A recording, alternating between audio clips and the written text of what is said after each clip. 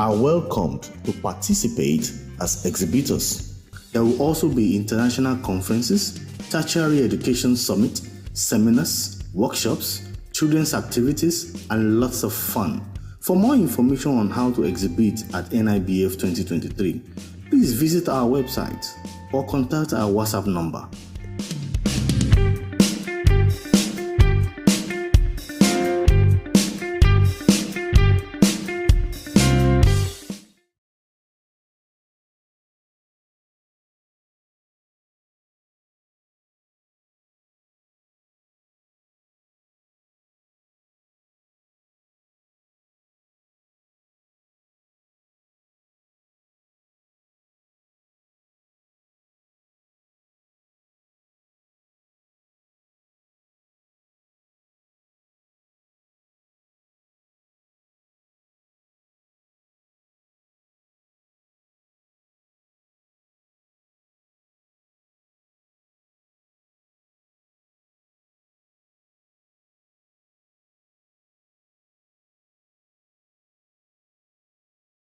With their goods and services at the 22nd Nibf taking place 10th to 13th of May 2023 at the Yard 158 Events Arena located at Plot 34, Kudirat Abiola Way, Oregun, Ikeja, Lagos, opposite the Citadel. Exhibitors will have the opportunity to meet more than 10,000 visitors that includes school owners, parents, students, business executives, and top industry decision makers who are ready to buy your books and other educational materials. You will also have the opportunity to meet fellow exhibitors, make contacts, network with industry professionals, and forge new partnerships that will take your business to the next level. Booksellers, printers, publishers, banks, literary agents, ICT and telecoms operators, and other organizations who love books, learning, and the advancement of education and knowledge are welcomed to participate as exhibitors. There will also be international conferences, tertiary education summit, seminars, workshops, children's activities, and lots of fun. For more information on how to exhibit at Nibf 2023, please visit our website or contact our WhatsApp number.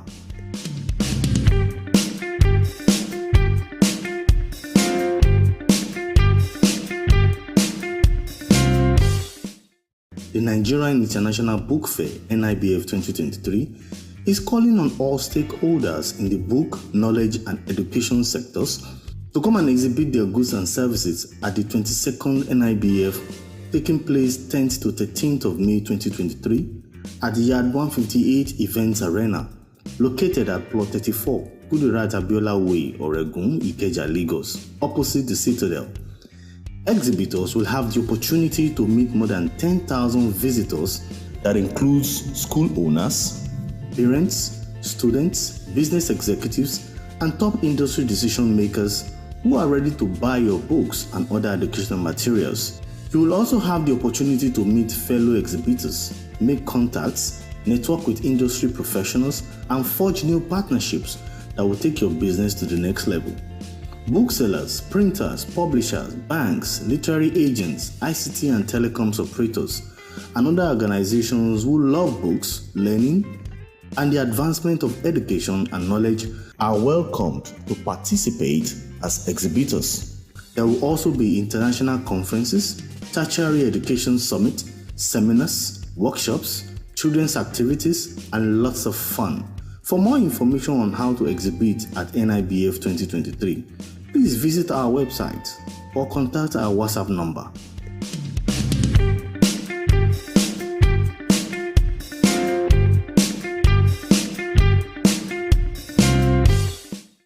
The Nigerian International Book Fair, Nibf 2023, is calling on all stakeholders in the book, knowledge, and education sectors to come and exhibit their goods and services at the 22nd Nibf taking place 10th to 13th of May 2023 at the Yard 158 Events Arena located at Plot 34, Kudirat Abiola Way, Oregun, Ikeja, Lagos, opposite the Citadel. Exhibitors will have the opportunity to meet more than 10,000 visitors that includes school owners, parents, students, business executives, and top industry decision makers who are ready to buy your books and other educational materials. You will also have the opportunity to meet fellow exhibitors, make contacts, network with industry professionals, and forge new partnerships that will take your business to the next level. Booksellers, printers, publishers, banks, literary agents, ICT and telecoms operators, and other organizations who love books, learning, and the advancement of education and knowledge are welcomed to participate as exhibitors. There will also be international conferences, tertiary education summit, seminars, workshops, children's activities, and lots of fun. For more information on how to exhibit at NIBF 2023, please visit our website or contact our WhatsApp number.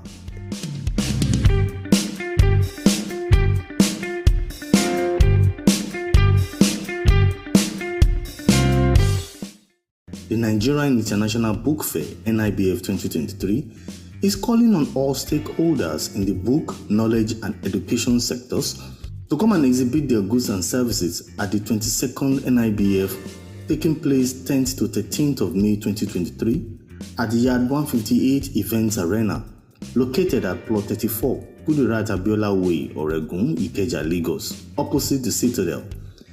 Exhibitors will have the opportunity to meet more than 10,000 visitors that includes school owners, parents, students, business executives, and top industry decision makers who are ready to buy your books and other educational materials.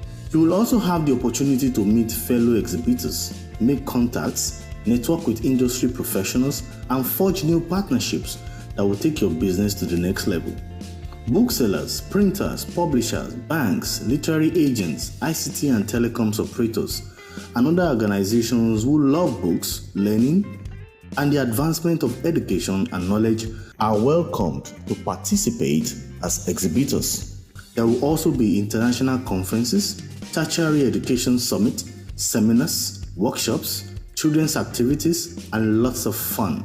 For more information on how to exhibit at NIBF 2023, please visit our website or contact our WhatsApp number.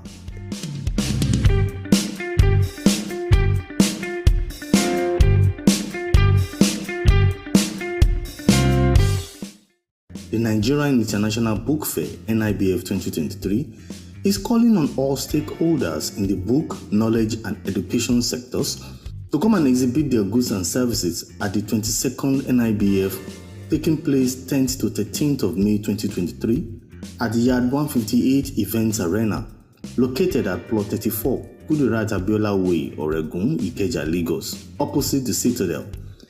Exhibitors will have the opportunity to meet more than 10,000 visitors that includes school owners, parents, students, business executives, and top industry decision makers who are ready to buy your books and other educational materials. You will also have the opportunity to meet fellow exhibitors, make contacts, network with industry professionals, and forge new partnerships that will take your business to the next level. Booksellers, printers, publishers, banks, literary agents, ICT and telecoms operators, and other organizations who love books, learning, and the advancement of education and knowledge are welcomed to participate as exhibitors. There will also be international conferences, tertiary education summit, seminars, workshops, children's activities, and lots of fun. For more information on how to exhibit at NIBF 2023, please visit our website or contact our WhatsApp number.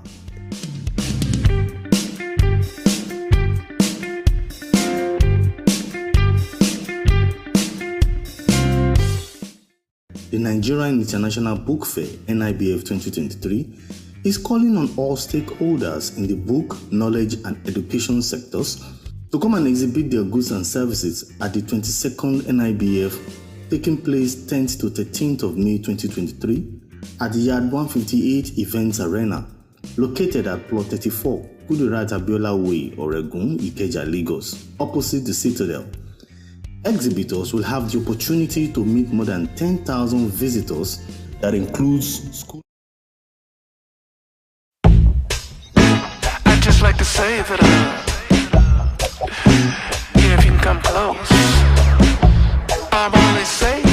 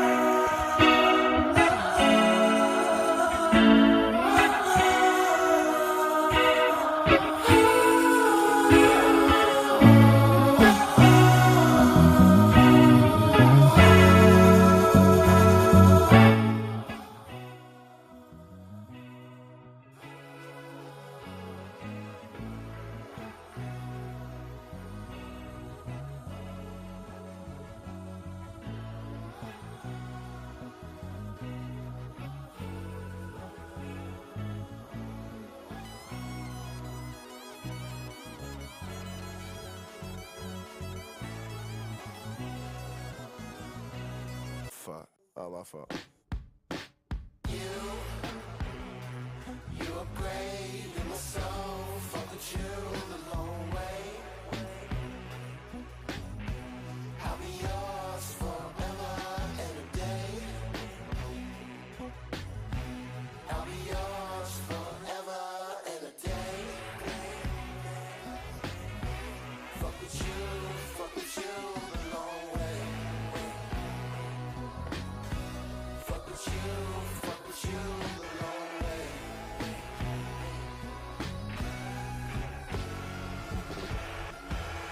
I'll be yours forever and a day. Fuck with you the long way.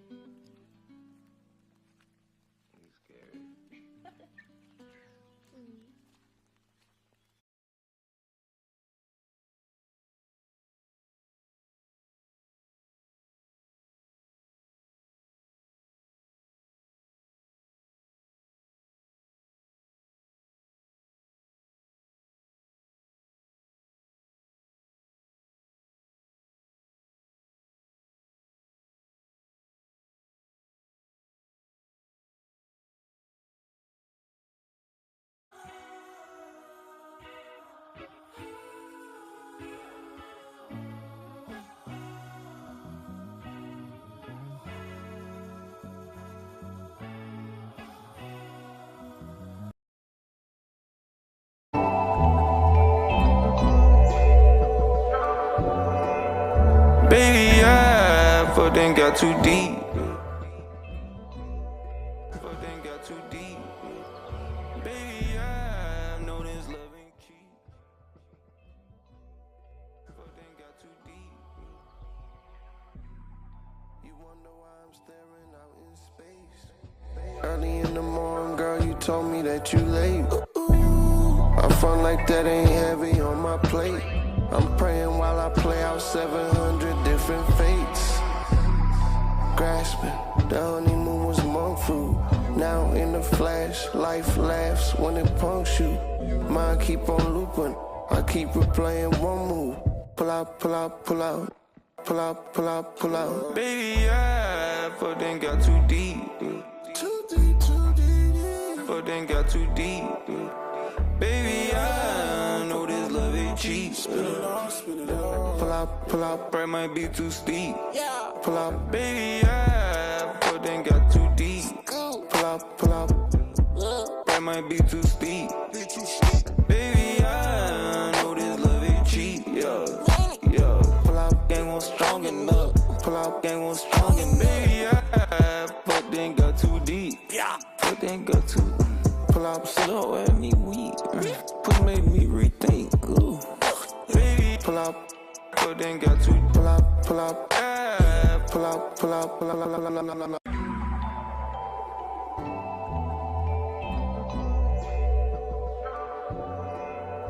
Baby, I fucking got too deep. Fucking got too deep. Baby, I know this love ain't cheap. Fucking got too deep. You wonder why I'm staring out in space. Early in the morning, girl, you told me that you late. I felt like that ain't heavy on my plate. I'm praying while I play out 700 different fates. grasping. The honeymoon was monk fruit. Now in the flash, life laughs when it punks you. Mind keep on looping. I keep replaying one move. Pull out, pull out, pull out. Pull out, pull out, pull out. Baby, I but then got too deep. Too deep, too deep. But then got too deep. Baby, I know this love ain't cheap. Pull out, pull out. Price might be too steep. Pull out, Baby, I but then got too deep. pull out, pull out. Price might be too steep. Baby, I know this love ain't cheap. Yeah, yeah. Pull out, Gang was strong enough. pull out. Gang was strong enough. Baby, I but then got too deep. But then got too deep. Pull out, Slow at me weak. Put made me rethink. Ooh. Baby, pull out, but then got too pull out, pull out, deep. pull out, pull out, pull out.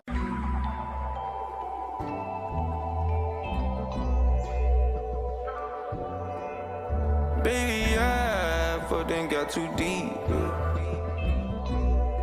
But then got too deep. Baby, I know this love ain't cheap. But then got too deep. You wonder why I'm staring out in space. Early in the morning, girl, you told me that you late. I feel like that ain't heavy on my plate. I'm praying while I play out 700 different fates. Grasping, the honeymoon was monk fruit. Now in the flash, life laughs when it punks you. Mind keep on looping. I keep replaying one move. Pull out, pull out, pull out. Pull out, pull out, pull out. Baby, I but then got too deep. Too deep, too deep. But then got too deep. Baby, I know this love ain't cheap. Pull out, pull out, Price might be too steep. pull out, Baby, I but then got too deep. pull out, pull out. Price might be too steep.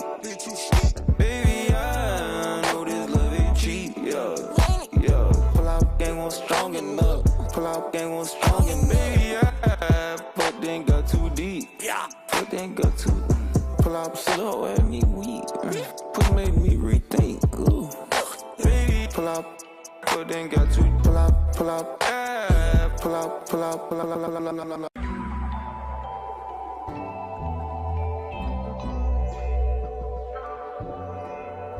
Baby, I but then got too deep.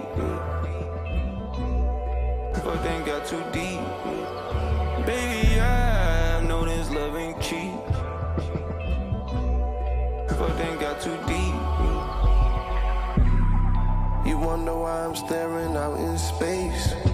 Early in the morning, girl, you told me that you late. I feel like that ain't heavy on my plate.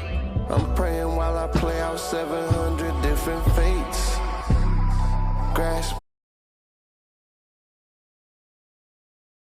Life laughs when it punks you. Mind keep on looping. I keep replaying one move. Pull out, pull out, pull out. Pull out, pull out, pull out. Baby, I but then got too deep. Too deep, too deep. But then got too deep.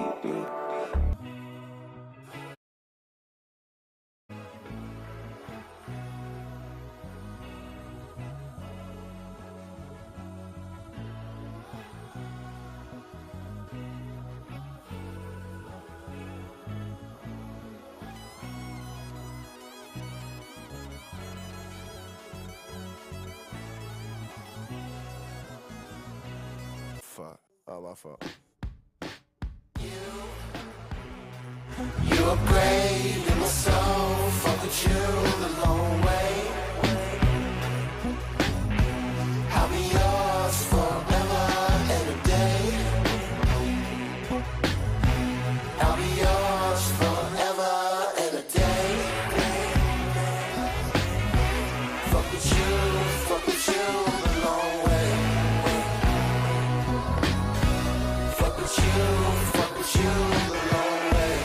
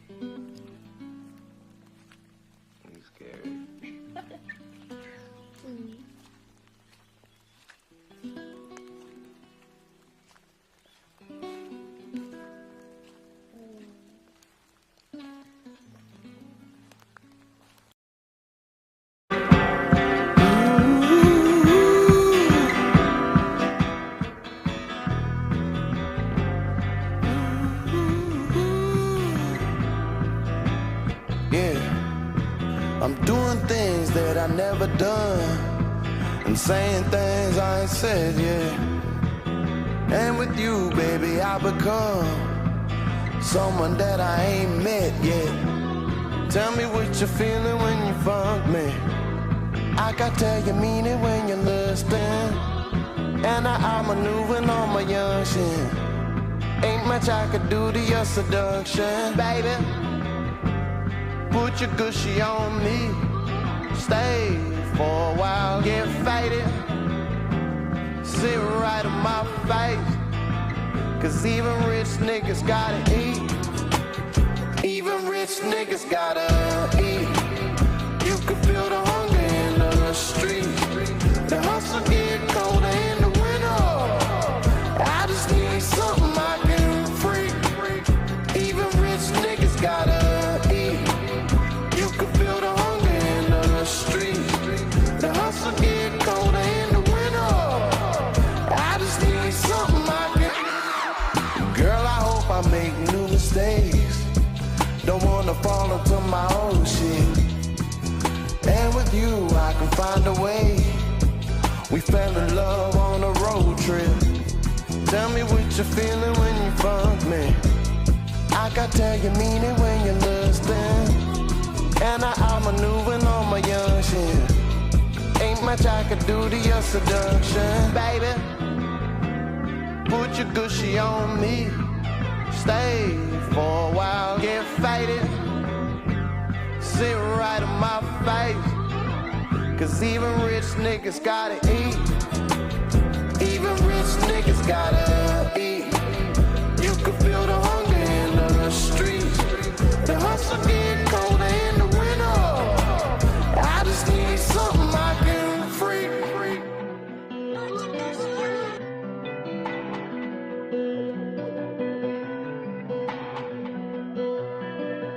Ain't no cat, man, my match. Selfish ass, love can't last. You scared the fuck boy out of me. I was sly, thorough lies. You scared the fuck boy out of me. Me back then, well fuck your friends. You scared the fuck boy out of me. Chasing highs, fall for die. You scared the fuck boy out of me. I'm in love, I'm terrified. You scared the fuck boy out my eyes. Ooh, you slap me, justified. You scared the fuck boy out my eyes.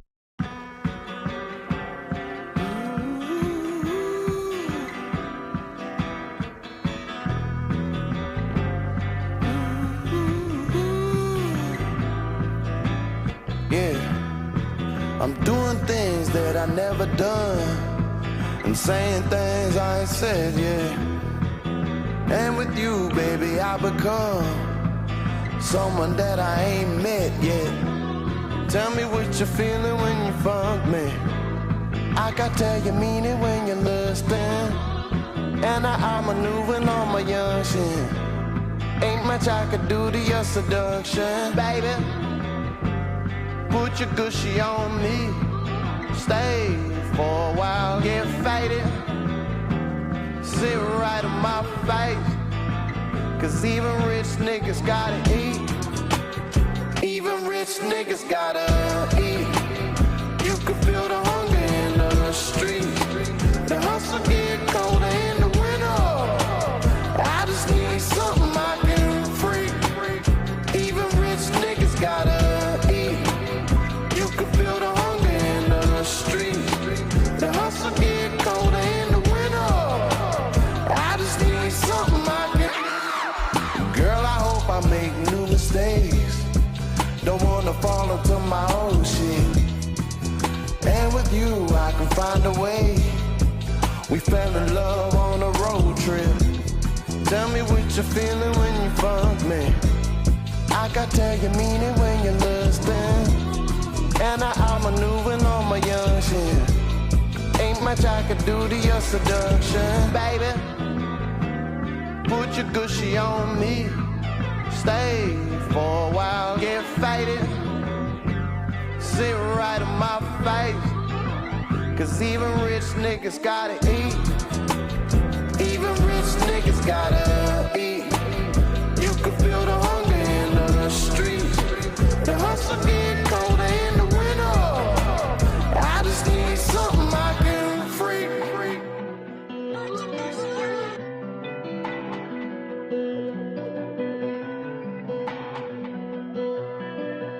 Ain't no cap, man, my match. Selfish ass, love can't last. You scared the fuck boy out of me. I was sly, thorough lies. You scared the fuck boy out of me. Me back then, well fuck your friends. You scared the fuck boy out of me. Chasing highs, fall for die. You scared the fuck boy out of me. I'm in love, I'm terrified. You scared the fuck boy out my eyes.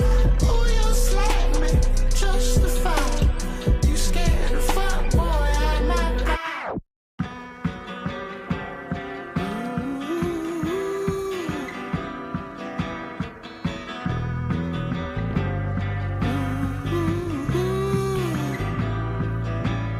Yeah, Baby, I know this love ain't cheap. pull up, Price might be too steep.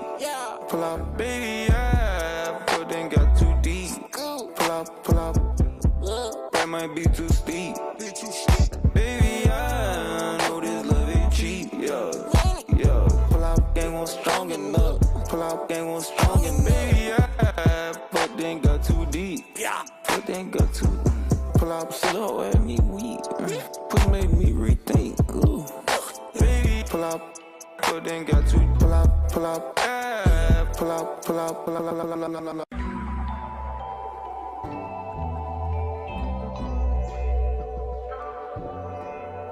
Baby, I put then got too deep. Put then got too deep.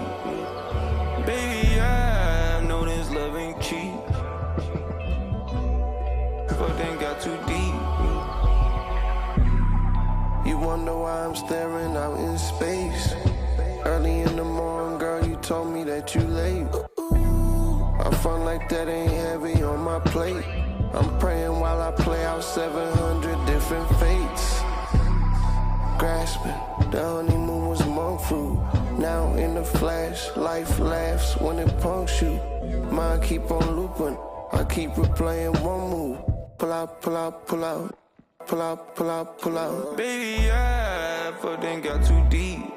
Too deep, too deep. Put then got too deep. Baby, I know this love ain't cheap. Pull out, pull out, Price might be too steep. pull out, Baby, I put then got too deep. pull out, pull out. Price might be too steep. Baby, I know this love ain't cheap. Yeah. Pull out, Gang won't strong enough. pull out, Gang won't strong enough. Baby, I put then got too deep. Put then got too pull out, slow at me weak. Put made me rethink. Ooh. Baby, pull out, put then got too pull out, pull out, ah. pull out, pull out, pull out.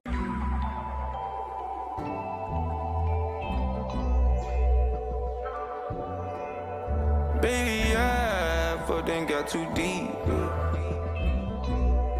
Put then got too deep. Baby, I know this love ain't cheap. Put then got too deep. You wonder why I'm staring out in space. Early in the morning, girl, you told me that you late. I fun like that ain't heavy on my plate. I'm praying while I play out 700 different fates. Grasping, the honeymoon was monk fruit. Now in the flash, life laughs when it punks you. Mine keep on looping, I keep replaying one move. Pull out, pull out, pull out. Pull out, pull out, pull out. Baby, I put then got too deep. Too deep, too deep. Put then got too deep. Baby, I know this love ain't cheap. Pull out, pull out, Price might be too steep. pull out, Baby, I put then got too deep. pull out, pull out. Price might be too steep. Baby, I know this love ain't cheap. Yeah. Pull out, gang was strong enough. Pull out, gang was strong enough. Baby, I but then got too deep. But then got too deep. Pull out, slow at me weak. Put made me rethink. Ooh. Baby, pull out, but then got too. Pull out, pull out, pull out, pull out, pull out.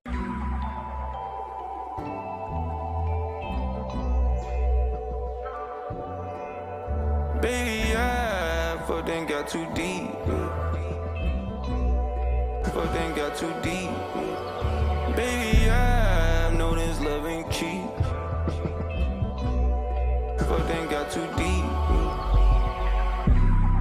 You wonder why I'm staring out in space. Early in the morning, girl, you told me that you late. I felt like that ain't heavy on my plate. I'm praying while I play out 700 different fates. Grasping, the honeymoon was monk fruit. Now in the flash, life laughs when it punks you. Mind keep on looping, I keep replaying one move. Pull out, pull out, pull out. Pull out, pull out, pull out. Baby, I but then got too deep. Too deep, too deep. But then got too deep. Baby, I know this love ain't cheap. Pull out, pull out. Price might be too steep. Pull out, Baby, I but then got too deep. pull out, pull out. Price might be too steep. Baby, I know this love ain't cheap. Pull out, Gang was strong enough. pull out. Gang was strong enough. Baby, I but then got too deep. But then got too deep. Pull out, Slow at me weak. Put made me rethink. Ooh. Baby, pull out, but then got too. pull out, pull out, Ah, pull out, pull out, pull out.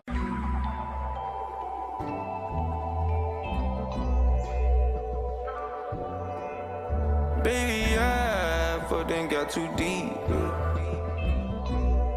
But then got too deep. Baby, I know this love ain't cheap. But then got too deep. You wonder why I'm staring out in space. Early in the morning, girl, you told me that you late. I felt like that ain't heavy on my plate.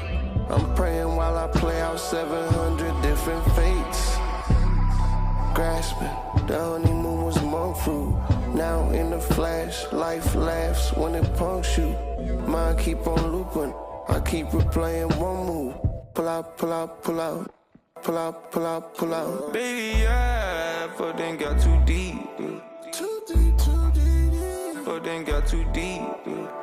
Baby, I know this love ain't cheap. Pull out, pull out, Price might be too steep. pull out, Baby, I but then got too deep. pull out, pull out. Price might be too steep. Baby, I know this love ain't cheap. Pull out, Gang was strong enough. pull out, Gang was strong enough. Baby, I but then got too deep. But then got too deep. pull out, Slow at me weak. Put made me rethink. Ooh. Baby, pull out, but then got too. pull out, pull out, Ah, pull out, pull out, pull out.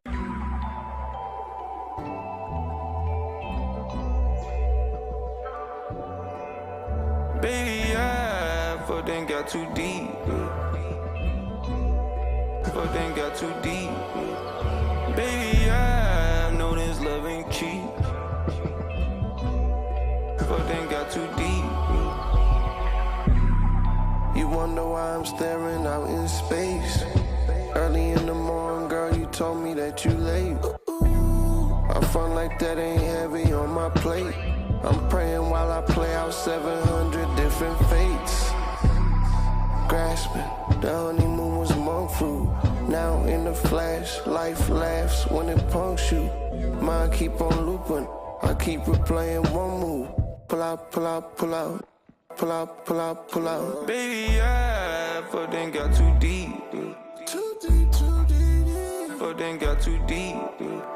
Baby, I know this love ain't cheap. Pull out, pull out, Price might be too steep.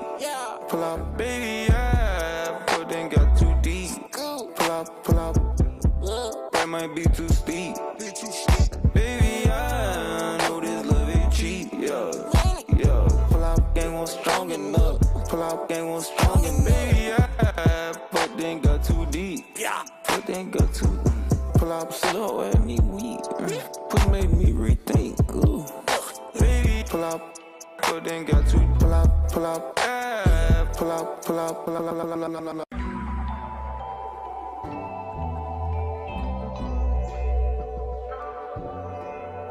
Baby, but then got too deep. But then got too deep. Baby, I know this love ain't cheap. But then got too deep. You wonder why I'm staring out in space. Early in the morning, girl, you told me that you late. I feel like that ain't heavy on my plate. I'm praying while I play out 700 different fates. Grasping, the honeymoon was monk fruit. Now in the flash, life laughs when it punks you. Mind keep on looping, I keep replaying one move. Pull out, pull out, pull out. Pull out, pull out, pull out. Baby, but then got too deep. Too deep, too deep. But then got too deep. Baby, I know this love ain't cheap. Pull out, that might be too steep. Pull out, baby, but then got too deep. Pull out, that might be too steep. Baby, I know this love ain't cheap. Yeah. Pull out, gang was strong enough. Pull out, gang was strong enough. Baby, but then got too deep. But then got too pull out slow at me weak. Put made me rethink. Ooh. Baby, pull out, but then got too pull out, pull out, pull out, pull out, pull out.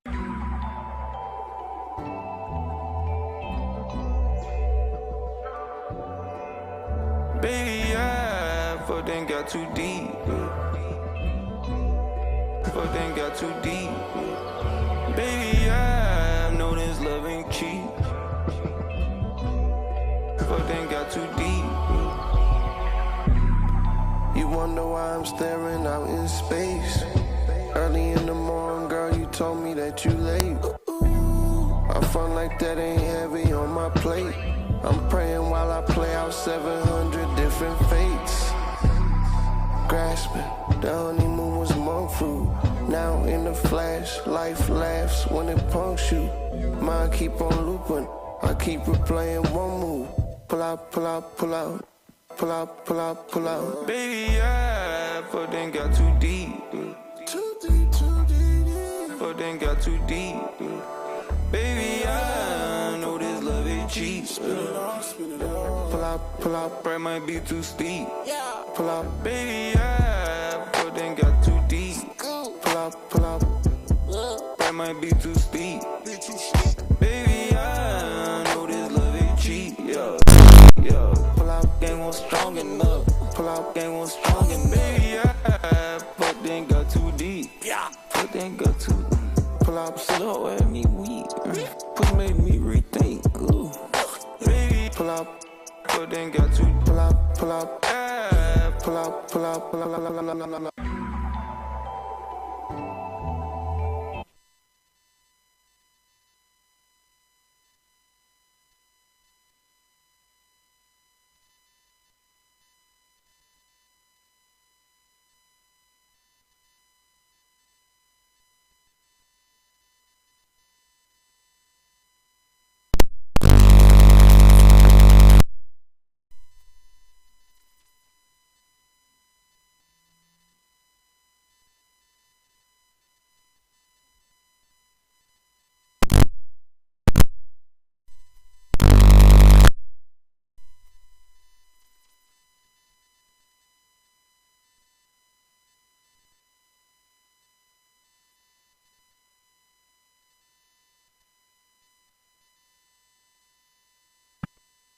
I'm doing things that I never done and saying things I ain't said yet. And with you, baby, I become someone that I ain't met yet. Tell me what you're feeling when you fuck me.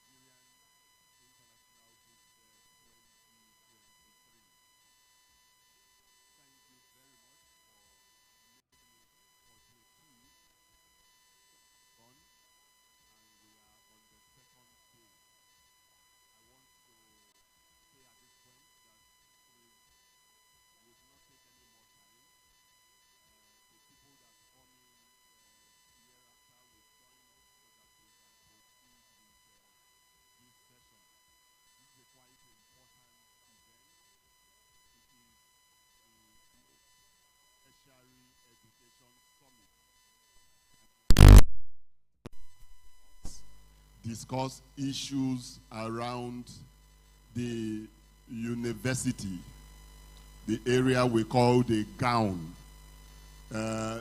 We are trying to get quite some interface between the town and the gown so that we can get enhanced productivity in that regard. The nation needs growth across all sectors, and this synergy would be important.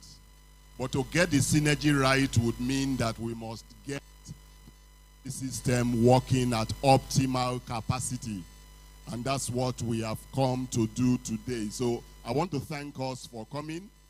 It's a quite important event, quite important session, and I think that is why you have come. And I want us to take it with every degree of importance and seriousness. So thank you very much. You are welcome. At this point, my name is Richard Mama, and I'm going to be the one between the gown on this side and the town on the other side. I'll be trying to provide a bridge so that we can have the program going on and to finish in good enough time. So I will just go on straight to begin to acknowledge the guests. But before then, as is customary with us, we would first pay respect to our nation. We will do the Nigerian national anthem, and I would recommend that we do stanza 2. Stanza 2, O God of creation. So if we are ready, can we be up on our feet so that we can sing stanza 2 of the Nigerian national anthem? We did stanza 1 yesterday, so this is a refresher for some of us who have not sung that second stanza for a while. You know, you can hum it when we get to those areas that sound controversial, but it's well. You may very well be going for the National Assembly screening, and you need to get stanza 2. That is Expo. But it's okay, let's go on. Nigerian National Anthem, stanza 2. O God of creation, direct a noble cause, guide our leaders right, help our youth the truth to know, in van honesty and just and true.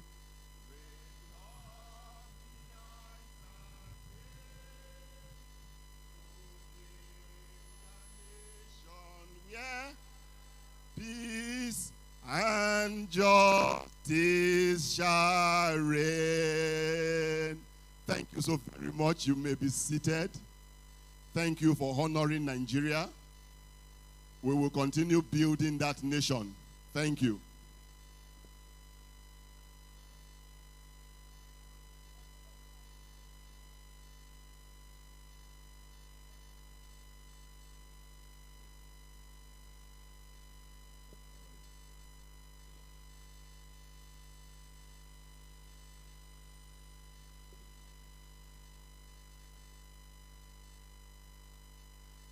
Okay, at this point, we are going to compose this table so that the formal order of proceedings can begin. we are going to invite to this table a number of our very distinguished and eminent personalities. And I want to begin with the person that will be defining the agenda for us today. I want to start by introducing to some and reminding others that we have in our midst a very eminent, academic and administrator. She is the Vice Chancellor of the University of Benin. She is also the chair of the Committee of Vice Chancellors in Nigeria. And at this point, she is also here as keynote speaker for the session today. So permit me to welcome, to come to the podium now, Professor Yeyan.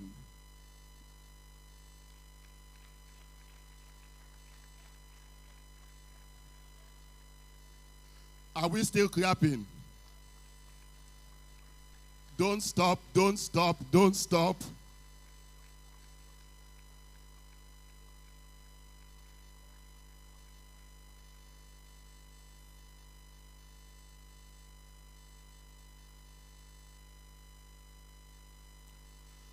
Next, we are going to ask to join her on the table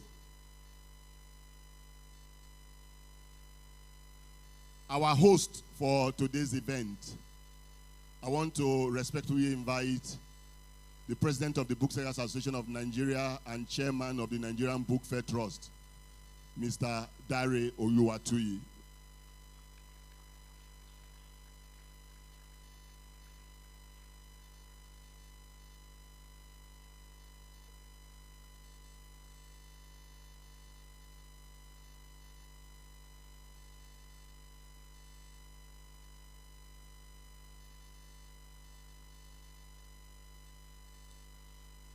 At this point, we are going to ask one of our distinguished guests who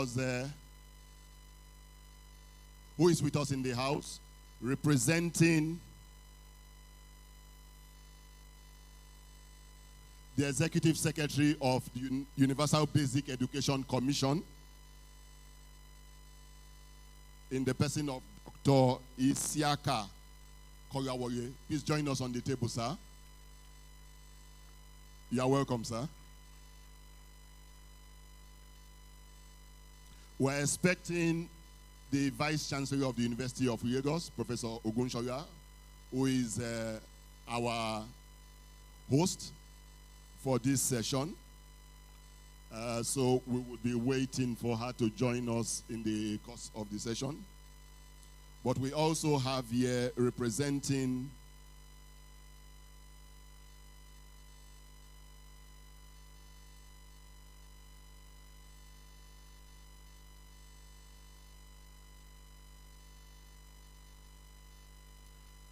not representing himself, the Vice Chancellor of Ojaja University, Professor Jerry Ojuade.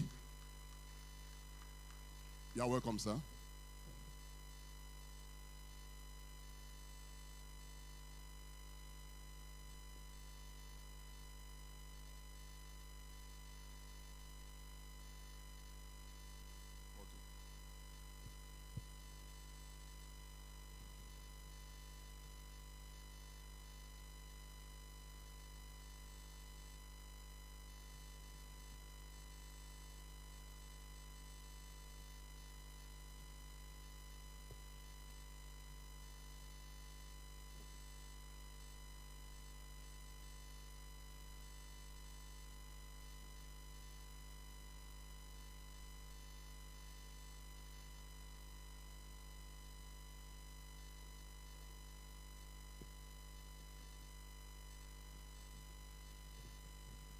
We would ask to join us on this side of the table, Mrs. Lami Megwa, representing the Executive Secretary of the NUC.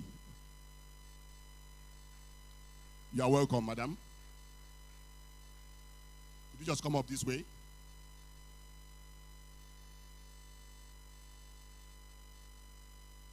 You're welcome.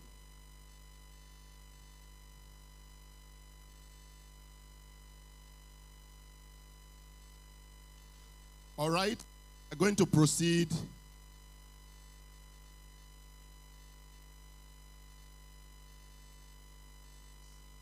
trying to get the names.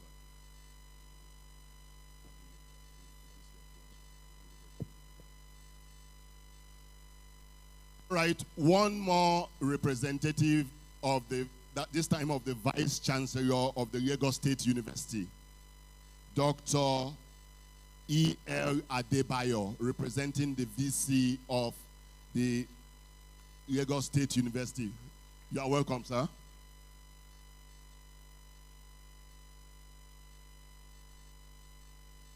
We do have in the house a number of participants who would be performing roles in the second half of the session this morning, as well as several other eminent guests.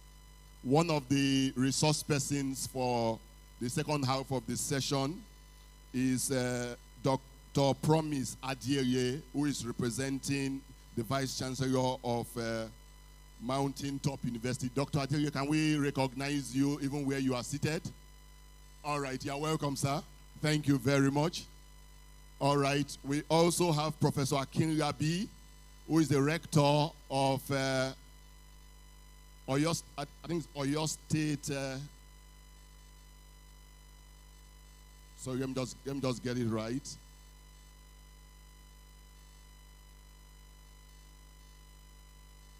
Professor Akinola Akinlabi, rector, Oyo State College of Agriculture and Technology. Can we recognize you, sir? Thank you very much, sir. He's going to be is a resource person to get for the second half of the session. That session is going to be moderated by Professor Anyoku of the University of Lagos. Can we recognize you, sir? All right, and we also have Professor James Ogunji of Babcock University. We recognize you, sir? All right, so they are the ones that are going to take us through and beyond the keynote address that will be presented by our esteemed keynote speaker at the session today. I think at this point we can begin to move on to the further order of proceedings, and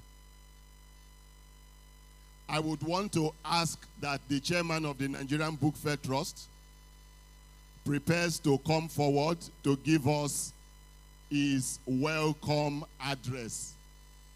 Mr. Dare Oyuwatuyi, Chairman, Nigerian Book Fair Trust. Can we give him a bigger round of applause? I would get back to acknowledging other guests as we return.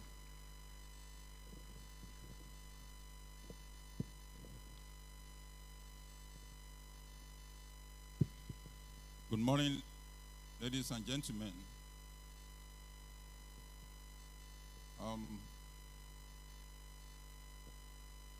I welcome Professor Lillian Salami, our keynote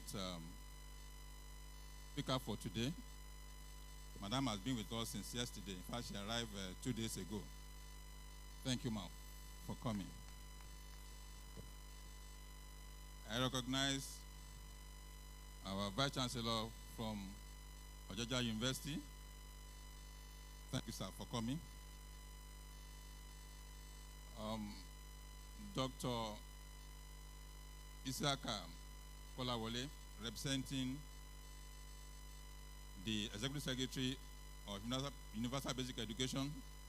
You are welcome, sir. And our professor from LASU, representing the Vice Chancellor of Lagos State University. You are welcome, sir. We also have on the high table with us the representative of the Executive Secretary of Nigerian University Mission. Madam, you are welcome. We're expecting a few more guests to join us as we proceed. Our distinguished guests, my council members from the Nigerian Book Fair Trust, CEO of publishers of the publishing company present, CEO of Bookseller Association of Nigeria present, and the council member, Association of Nigerian Authors, council member and members present, the Charter Institute of Professional Printers, president, council members, and members present, the Nigerian Library Association president, council member, and members present. We also recognize the representative of the National Librarian. She was here with us yesterday. Permit me, if I have not be able to mention your name, I can see with us also, who has been with us since yesterday, Dr. Olufemi Oguntuashe, the University Librarian, Obafemi Awolowo University. You are welcome, sir. And all other guests, gentlemen of the press, you are all welcome. My name is Dare Oluwatuyi. I'm the chairman for Nigerian Book Fair Trust. It is indeed a privilege and hope for me to welcome you to this most auspicious occasion. Privilege because I find myself ensconced in the midst of most accomplished intellectuals, eminent men and women of learning and letters, to whom those of us in the town owe so much in terms of our depending on you to train the workforce that we need and use. And hope because as we will soon get into the meat of the discussion, there are indeed challenges in the tertiary education sector that need to be urgently and continuously fixed so as to guarantee that the academy will be in the best possible shape to deliver on its mandate and contribute its utmost to our overall national development and aspirations. It is also to be noted that this is the first time that we are convening the Tertiary Education Summit at the Nigerian International Book Fair. For some of us that is attending our program for the first time, this is the 22nd edition of this program, which is held annually and usually in the month of May. It is also to be noted that this is the first time that we are convening the Tertiary Education Summit. We make a promise here that as much as it is within our power, the Tertiary Education Summit will remain a regular feature of our book fair as scheduled. Finally, some notes of gratitude. Let me thank our much esteemed guests who have honored our invitation today. Leading the pack is our keynote speaker, Professor Lydian Salami, the Vice Chancellor of the University of Benin. Our chairman of this occasion, Architect Sonny Ochonom, that's the Executive Secretary of Tertiary Education Fund. We learned that he's sending a representative. Please, as soon as he or she comes, we'll recognize him or her. The chief host of this event is the professor, Professor Folashade Ogunshola, the Vice Chancellor, University of Lagos. I hope she's on her way. She said she's coming. And our panelists who have come far and near to make their contribution to this discourse. My thanks also goes to our special guest of honor. Hope send representative as soon as if anybody from Afebala University is around, will let us know. We equally want to thank our sponsors and members of the Fair Management and Award Committee. Fair Management and Award Committee put together this program, and they have done a wonderful job. We thank you all. Our council member for your support, we thank you. Ladies and gentlemen, on this note, my task is done. I will sit back and listen to the experts who we have invited to do justice to this occasion. Thank you and welcome.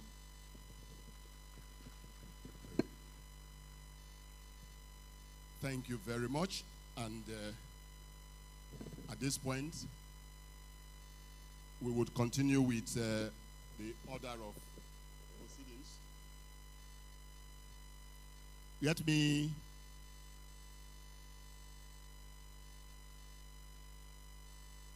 take a few more. We're going to adjust the program a bit.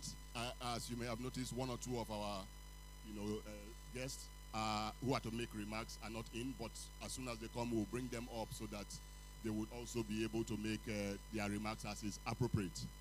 But that also gives us some time now to begin to prepare to get into the meat of today's gathering, which is to hear our keynote speaker first,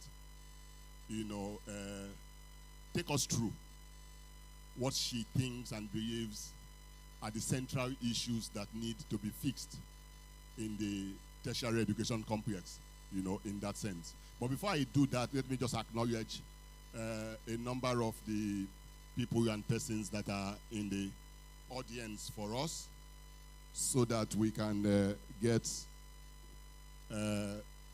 on one page as much as is possible in this room. There are a number, the Nigerian Book Fair Trust organizes this event every year. This is the 22nd year that is being done consistently without break. It's an achievement for a Nigerian institution. And this, yes, you can give a bigger round of applause. For yourself, for the book sector, and for the Nigerian Book Fair Trust. Okay, you can. And there are individuals and people and organizations and institutions that have made the sacrifice over the years to keep this going. I will just run through as quickly as possible a number of them. The pioneer chairman of the Book Fair Trust, Mr. Dayo Yabi, is seated in front of us here. Please let us acknowledge him. He would remain indelible in the story and in the history of the trust and, of course, of the Fair series. We also want to acknowledge other council members and chief executives of different publishing organizations that have stood. I can see the MD of Evans Publishing seated near Mr. Yabi, Mr. Yukmon. Okay, sorry. No. I'm mixing up the name now. Mr. Yukmon Dauda is seated near the incumbent president of the Nigerian Publishers Association, Dr. Uchenna Cyril Anyoke. Can we recognize you, sir? Also a council member of the Book Fair Trust.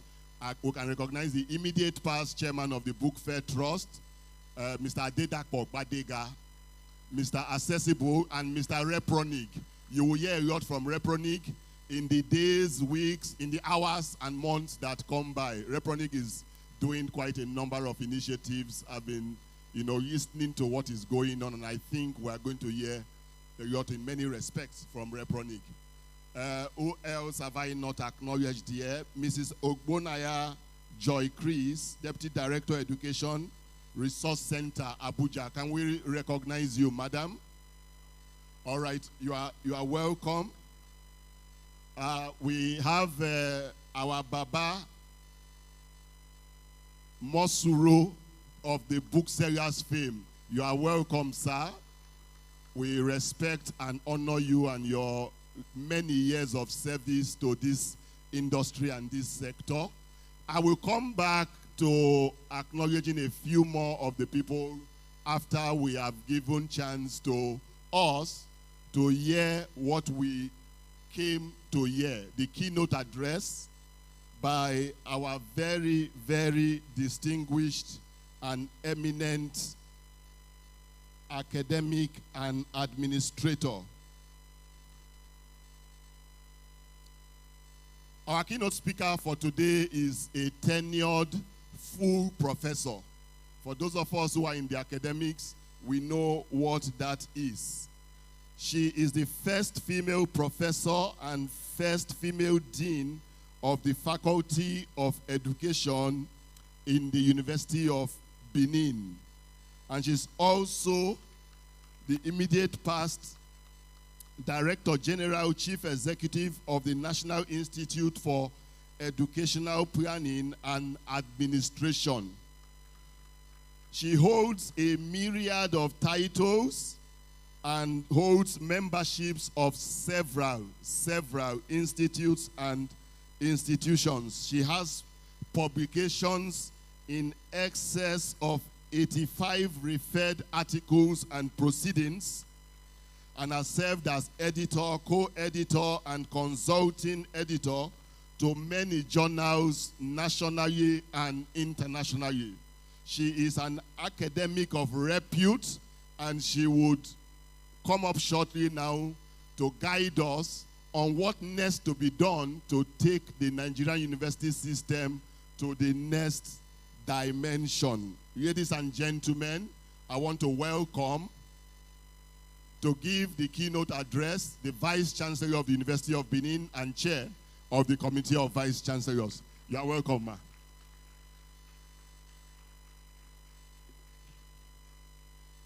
Distinguished ladies and gentlemen, I respectfully recognize the protocol that has been established. But before I start that, do you know that our MC has stylishly dodged calling my name because he would have probably given the Chinese version of my name. So let me at least now give you the name so that next time I share you the agony of pronouncing the name. I am Professor Lillian Imwetinya Osa Salami. So you see why it would have been a Chinese version, but it sounds better with me. Distinguished ladies and gentlemen, it is quite an honor to be here. And I have been in this business for quite some time. For those of you who are dyeing your hair, just like I'm doing, we've been in this business for almost 40 years. But we want to, like everyone, remain young, isn't it? So we're busy dyeing our hair, but we've, over the years, gathered lots and lots of experiences. So I'm going to discuss from my experiences as an administrator, a lecturer, a teacher, whatever you want to call, over these decades. And so you will also find that we do not have new answers, because what has been in existence are the same problems. What we do is we just go round and round and come to the same spot. And so either because we don't have the political will, or we have other political economic reasons, or just mere confusion of we don't know where to start from. So we have lots and lots of problems. So I would try, in the few minutes that I have, to look at this gigantic problem facing the tertiary education of our dear country, Nigeria. So I will start now. Again, I don't want to bore you by looking at the problems and reading what these problems are. So what I have decided to do is just list those problems and then look at how we can try to solve those problems. And I think that is why we are here, because we have heard these problems over and over, that almost every one of us can sing and tell what the problems are in tertiary institutions. So I will start here, and I said I'm extremely delighted to have been invited to this great occasion in which the challenges that confront tertiary education in Nigeria will be discussed. I consider it a rare privilege to be chosen as the guest speaker among persons who are no less qualified to stimulate our thoughts. You can sit here and call all the professors and professors and professors. So everyone here is an egghead. I thank the organizers for this great honor. I'm also very delighted in the array of dignitaries and stakeholders from universities, polytechnics, colleges of education, all the stakeholders in the tertiary educational ecosystem. An annual book fair is a necessary step towards making reading a habit. Indeed, I am reminded of the statement by the renowned English philosopher Francis Bacon that said, "Reading makes a full man, conference a ready man, and writing an exact man." It has been scientifically proven that human cognition begins prepartum and continues postpartum till the end of life of every individual. Since learning is progressive and additive, it has generally been organized in age-related segments, which are recognized by the organization of the school system. The common ladder of the Nigerian education system presents preschool, primary school, junior secondary education, senior secondary education, and tertiary levels of education. While the primary and secondary levels essentially create the basic knowledge and should be mandatory, the tertiary level is meant for knowledge refinement and skill acquisition for individual and societal development. Therefore, education terminating only at the secondary level would be grossly inadequate for the needed social economic transformation of this great country. Current data shows that every year, only about 5.2 to 15.3% of those completing the secondary level gain admission into tertiary level. These may be as a result of lack of interest in higher education, poor background preparation, leading to inability to gain admission, and only a few available tertiary institutions for those indeed who actually would need admission. So there are many reasons why the intake into tertiary is low. A nation is as strong as its quality of education. The level of illiteracy in Nigeria in 2022 was put at 31%, which when compared to the nations with almost zero, suggests that we need to do a lot. We must keep in mind that an educated citizenry easily appreciates government policies and actions. There is therefore a strong relationship between illiteracy and poverty.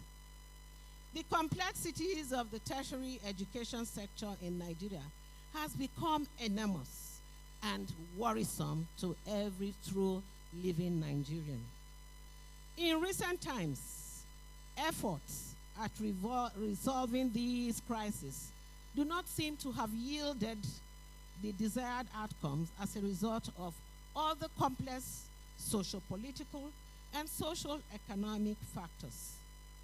Public commentaries and feedback assessment reports from the employees of labor seem to press the fact that the nation's tertiary education sector is not effective and functional as reflected in the quality of its product.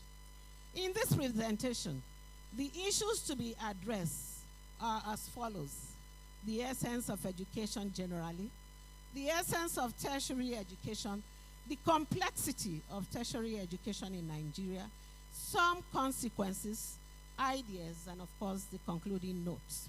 In my attempt to x-ray Nigeria's tertiary education system, I intend to draw most of my references and examples from the Nigerian university system, with the assumption that what features and challenges of the majority of Nigerian university systems are also reflection of all tertiary education level in Nigeria. Now, what are these challenges? The problem and constraints of tertiary education in Nigeria are many and varied and have become more complex over the past 3 decades to the extent that it is now very difficult for us to even know where to start from in adducing solutions. Distinguished ladies and gentlemen, the most needed vibrant and transformative tertiary education system has not been possible because of several challenges, which are all surmountable if we choose to address them. Please permit me to reflect on just a handful of them. We are familiar with most of these problems, and I need not bore you with going through them here, except for the purpose of emphasis. I like to, however, classify the challenges into 2 subheadings: externally and internally influenced. Now, what are those that are externally influenced? Poor funding, poor infrastructure, the depth in the number of staff, especially those teaching, disruption of academic activities, poorly motivated academic staff, mandated conflicting regulatory bodies in tertiary institutions, operating outside the original mandate given to these institutions, inadequacy of tertiary institutions to meet the yearning needs of youths, poor condition of service of staff, the admission quota system, and others include autonomy of employment of staff into the university, especially those who are teaching, as well as problems associated with the almighty IPPIS. Now, let us look at a few of the internally caused problems or challenges. 1, the use of outdated curricula and teaching methods, prevalence of low-quality academic staff, existence of academic corruption, low visionary and transparent leadership, the decline in reading culture of our students, poor and dishonest research output, operating within a vacuum where you think you know it all, and others may actually include the gap between theory and practice, internal politics, where we do politics and yet we are not politicians, inappropriate academic and non-academic staff ratio, amongst others, and then, of course, the quality of students that we bring in. Now let us go to the problems and how do we solve these problems, the few that I have identified. There is confusion. This confusion, as it will appear, that practitioners put in measures in driving the system, thus amounting to doing the same old thing and returning to one spot. And we continue to take the same measures and not getting different results. New ideas are therefore needed to overhaul the tertiary education sector to make it come out of this vicious cycle. Considering the numerous crises that has overwhelmed the Nigerian tertiary education system, the need to overhaul the system has been long overdue. The major constraint in suggesting strategies to remedy these problems is perhaps that we don't even know where to start. I believe that what we need is a holistic approach whereby attention is given to many of these challenges at the same time. Otherwise, when you single out, it has a damaging effect on the next. I hope that my mother's view, which may be common knowledge to all actors seated here in the Nigerian education sector, as a university teacher, and my experience as an administrator can force all of us to begin to rethink and to redirect the system to walk the talk in our daily operations. Like in Julius Caesar, the fault, dear Brutus, is not our stars, but in ourselves, that we are underlinings. When there is the will, there is a way. So much has been said about revitalization of the tertiary institution in Nigeria. The following ideas may not necessarily be new or fresh, but with effective implementation of these ideas, I am persuaded that they will help strengthen our tertiary education ecosystem and place it at a visible level that we all will want it to attain. We are all to share in the blame for where we are today, but with determination, we can be where we want to be. Distinguished ladies and gentlemen, while we prefer fresh ideas today, we should not lose sight of those fine ideas of yesterday, kept in view due to a number of reasons, including lack of willpower, political will, interest of the political class, lack of good understanding of innovation, and possibly unavailable or unequal sharing of resources amongst others. Now let me pick the first one, which of course is improved funding.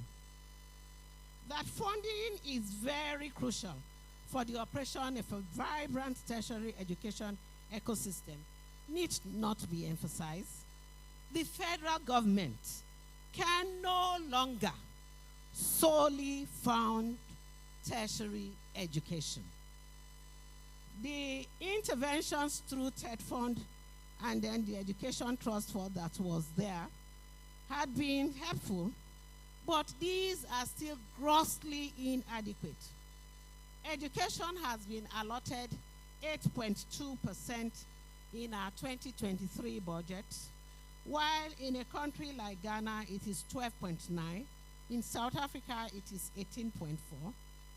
In the University of Benin, for instance, we have concluded work on the documentation that shows the cost of training a student for each of the programs that we run.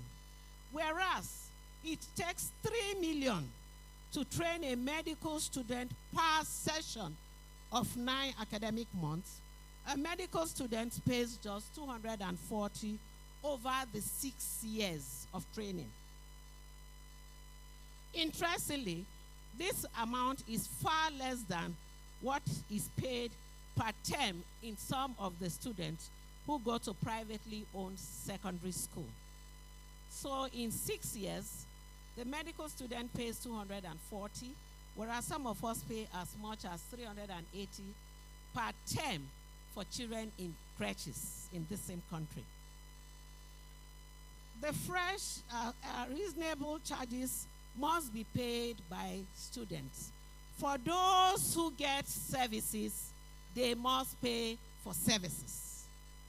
The fresh idea includes reviving scholarships, bursary, and loan schemes for students who are indigent but brilliant ones by the tertiary institution as well as government or indeed the private sectors. Robust involvement of alumni bodies can remarkably improve funding through donations, annual levies, dues, and endowment fees. Improve infrastructure, self-motivation, and poor conditions of service. These items are closely woven with improved funding, using, of course, the joint resources from both government and students who enjoy the services rendered. Good funding can address dilapidated equipment, worn-out buildings, and other infrastructure. Staff are motivated by both working environment, their condition, remuneration, and condition of service.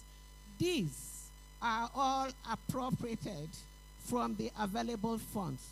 For instance, a lecturer who enjoys the state-of-the-art laboratory is bound to deliver effectively and efficiently on his or her mandate. Disruption of academic activities by union strikes. There are several unions in the universities that embark on strikes, but often the effects are more felt when ASU strikes. The reasons, of course, are obvious. Teaching and learning is what tertiary institutions are known for. Recent developments, no doubt, has created the needed wake-up call for all unions of the university, especially ASU. We cannot continue to use the same methods of resolving conflict and expect different results. The world is moving at a lightning speed, and there is no time for those who are less innovative or creative. ASU must jettison some of the obsolete ideologies and be more realistic to the times. The hierarchy of the union and all relevant stakeholders must come up with workable, comprehensive documents on the challenges and possible solutions to solving them, such that tertiary education must not be allowed to go into extinction during our time. The union must immediately hold on education summits. For this purpose, the Committee of Vice Chancellor, for instance, is working on models on how to sustain our tertiary level institutions to make them competitive, both internationally as well as nationally, where we produce futuristic graduates and not just graduates for today. Upgrading the curriculum and deployment of new teaching methods. Many curricula must be updated without further delay. The NUC has recently instituted the Core Curriculum Minimum Academic Standards, the CC Max, which hopefully will substantially result in the update of curricula for university programs. Such is needed for our levels in the tertiary education ecosystem, but it should not preclude local and peculiar initiatives. One major area in which tertiary curriculum need upgrading is in the entrepreneurship and innovations. Not only should these be included in all programs, there should also be practical sections and hubs for incubating innovative ideas and then sponsoring such ideas. It is the stimulus that is needed for the national economic growth and security. Tertiary institutions must imbibe new teaching methods. The old face-to-face style of passing knowledge has its advantages, obviously, but the newer technology-based methods must be used alongside. Current online academic programs by some institutions accentuates this point. E-learning must be promoted. It has been argued that aside from science-based subjects that require hands-on training and apprenticeship, most other programs should be taught using the e-learning platform. This includes pre-recorded lectures, computer-based test examination, Zoom-type lectures, and oral examination of theses for postgraduate students. E-learning makes passing of knowledge seem less rigorous, less hazardous, less costly, and less prone to false manipulations. Third fund, assisted improvement in internet connectivity and ICT is making reasonable move. Improvements in remuneration and encourage use of incentives. There is the urgent need for an upward review of the salaries of staff of tertiary institutions. Government should immediately consider paying the withheld 8-month salaries of university staff. This singular gesture will in no small measure reduce the unprecedented tension in our institutions. The use of incentives, which may involve private sector participation, prizes can be sponsored for books authored, patents held, number of postgraduate students trained, and academic breakthroughs, which will make our academic staff more motivated. We must begin to take academic excellence more seriously than beauty pageants and the Big Brother shows.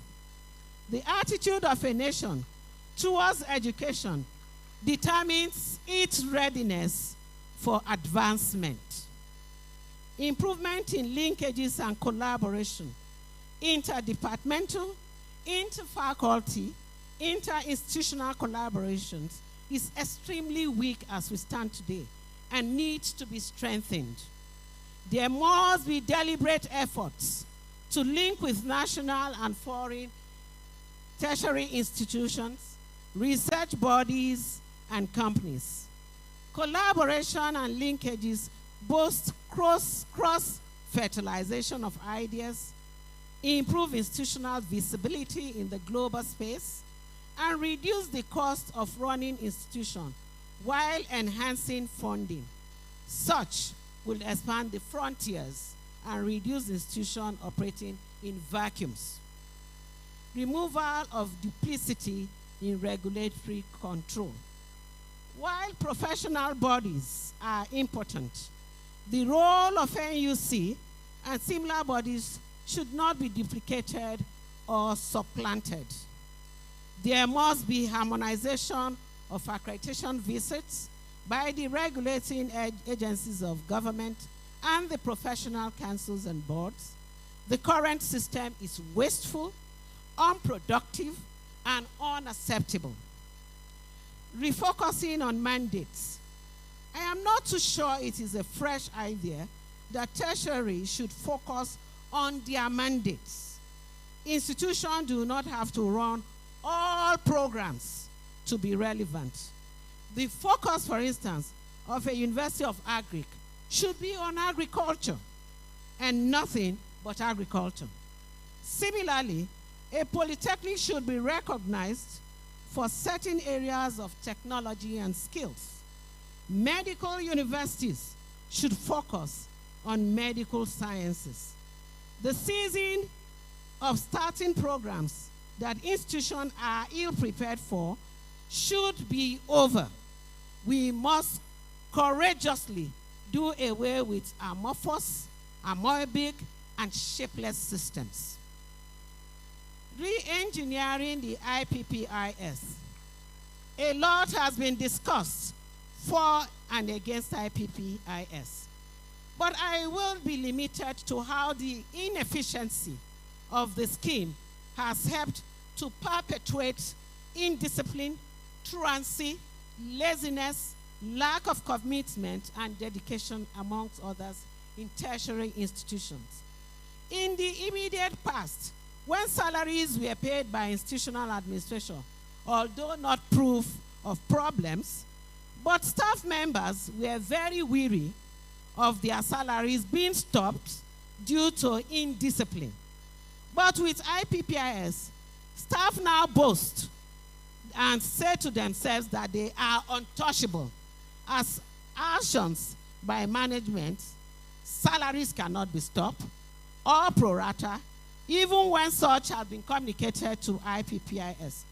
Some staff who illegally relocated themselves still earn free salaries, even when such persons' names have been sent to IPPS severally to stop their salaries. Detending with caution in establishing new institutions. Although the number of tertiary institutions may seem inadequate for the population of the youth of Nigeria, I hesitate to recommend wholesome increase while the existing ones have been brought into minimal acceptable standards. The argument that private entities should not be barred from starting their own institution appears very weak against the backdrop of paucity of qualified academics, just as the hood does not make the monk. The physical structures do not make institutions. Some have even proposed mergers and having campuses with federal universities. The brain drain is real and presents danger and threatens the existence of tertiary education in Nigeria. Retiring staff need to be replaced by young ones who are very mobile, very competent, and yet are ready to Japan, as they call them, to other places. The quality of students. What we get in tertiary institutions right now is we admit on economic or for economic reasons. I admit over 11,000 students, and I have no control over the quality of students who come in, except that they pass JAM and they pass our post-UTME. But we not only train for skills, we train for character, and character has eluded our tertiary institutions.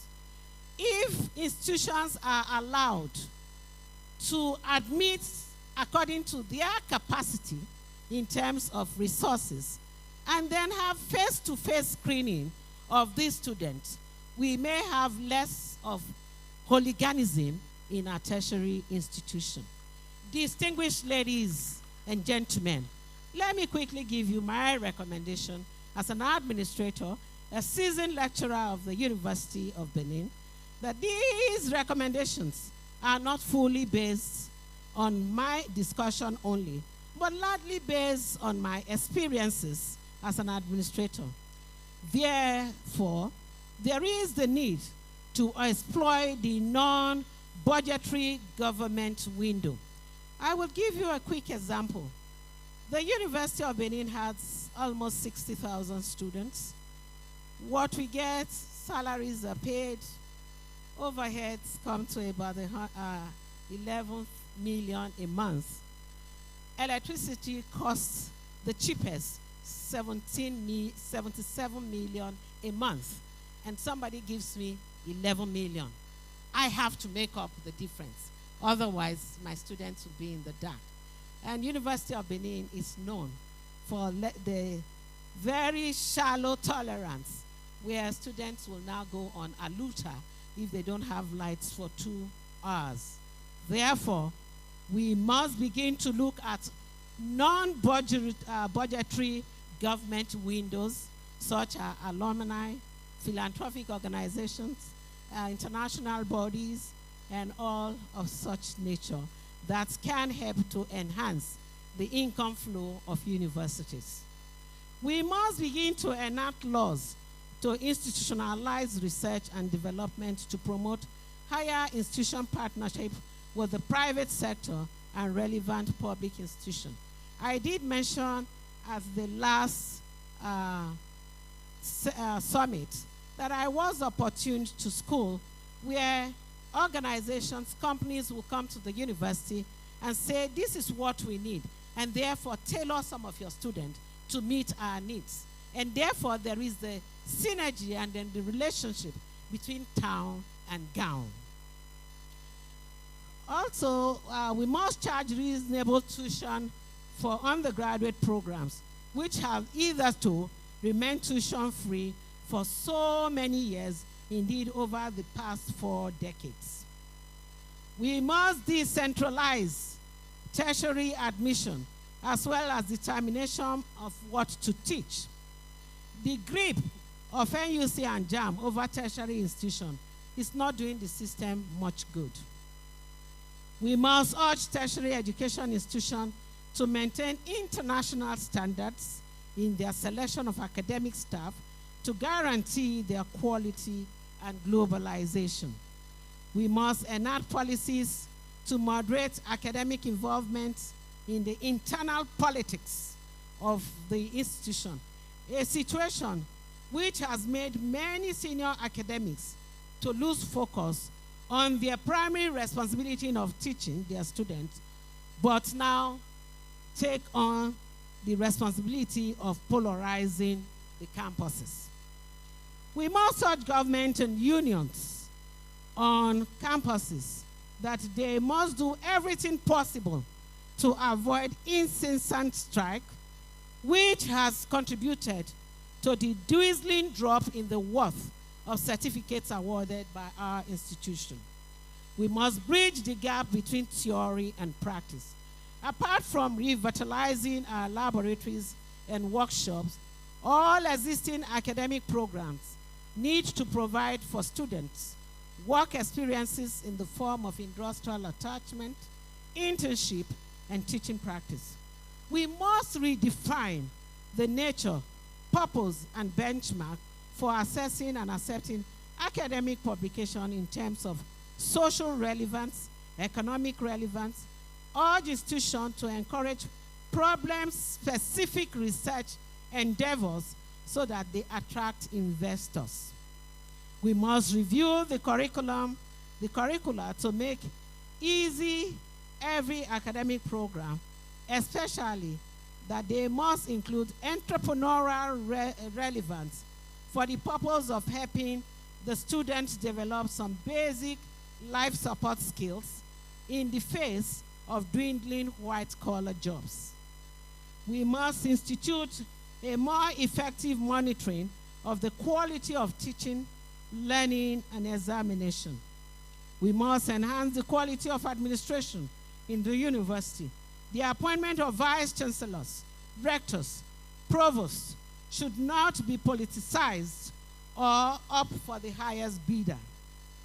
We must enact that members appointed to the governing council of university must possess a minimum of master's degree and be familiar with and experienced in the activities of similar levels of institution.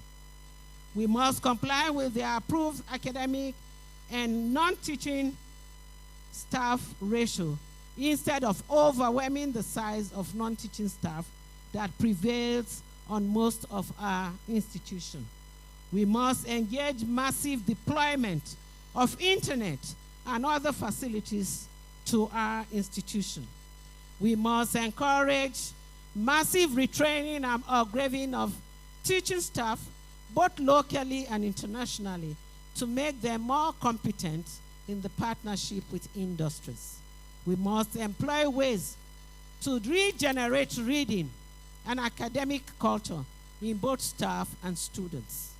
We must review the values that the Treasury single account, the potpourri system, like I call it, has brought to the tertiary education system.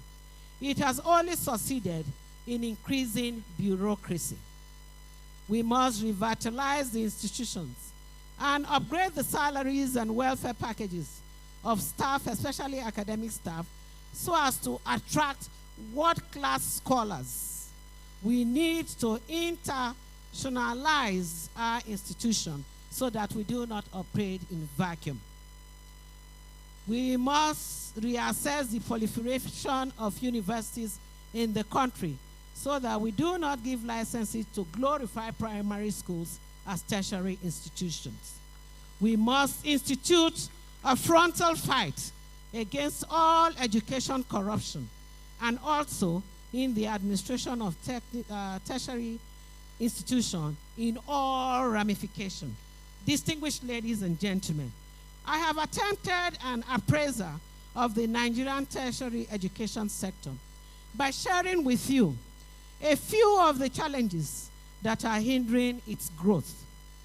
You have listened to my thoughts about how these challenges can be overcome in the quest of a more functional tertiary education system. The challenges are numerous, all right, but they are not unsurmountable if we are determined to examine and execute fresh ideas. I believe this promise has consistently been oiled and fueled by the yearnings of the Nigerian youth for education.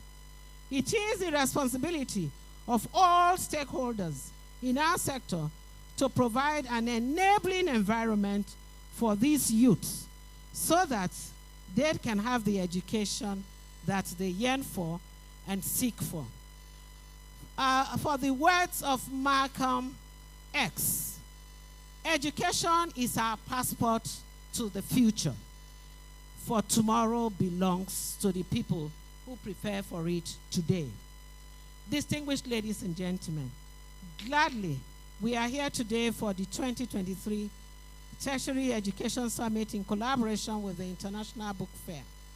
In so doing, we are in agreement with Thomas Kyler that he who seeks knowledge goes for a book.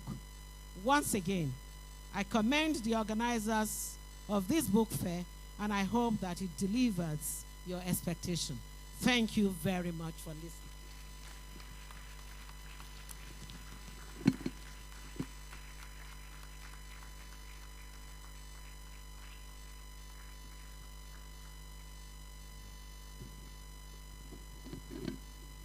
Thank you very much. I don't know about you, but this is a full book. A full book.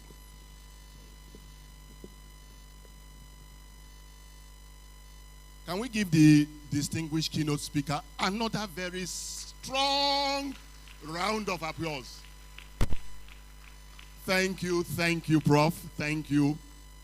And I agree, you started by catching out. I did not want to do Oba talk by A. But it is well. Young may the Oba give. All right.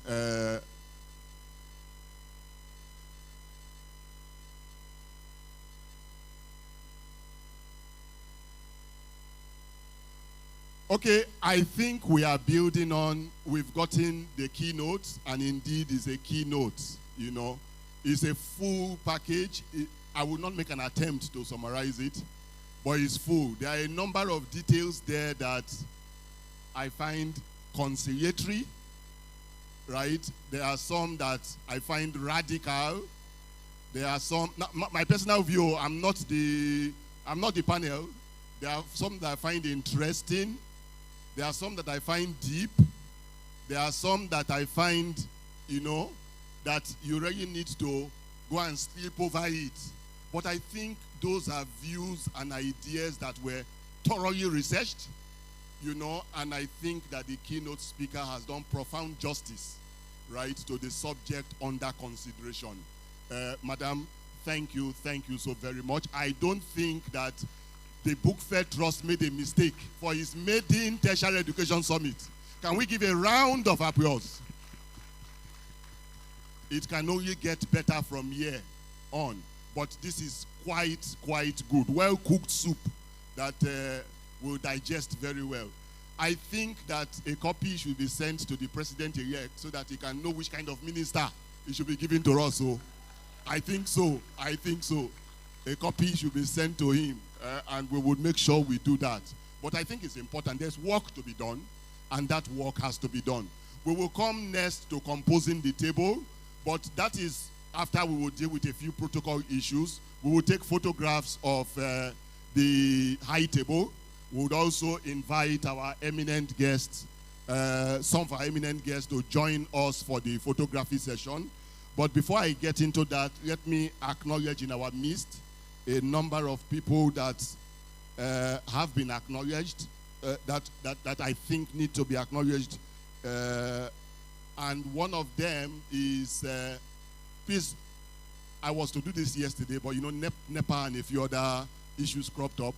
But let me recognize in our midst Mrs. Yetunde Oluwatuyi, the wife of the chair of the Nigerian Book Fair Trust. Madam, you are welcome. Thank you very, very much. Thank you for all that you do for us. Thank you.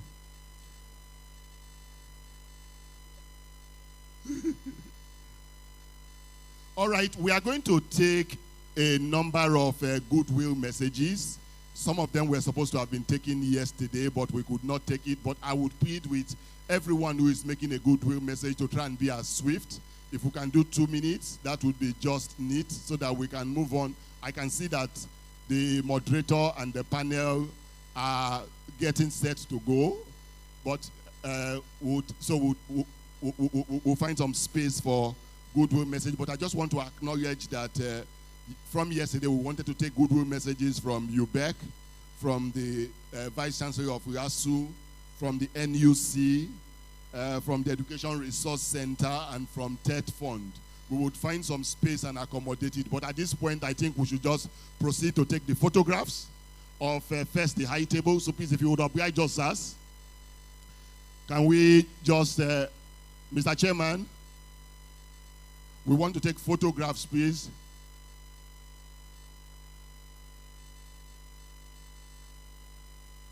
And then we would invite to join on the table for the photography session.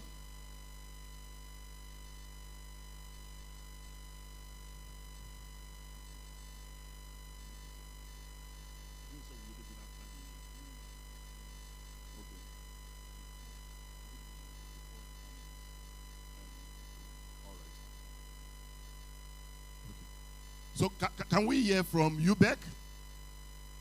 Sir? Thank you very much.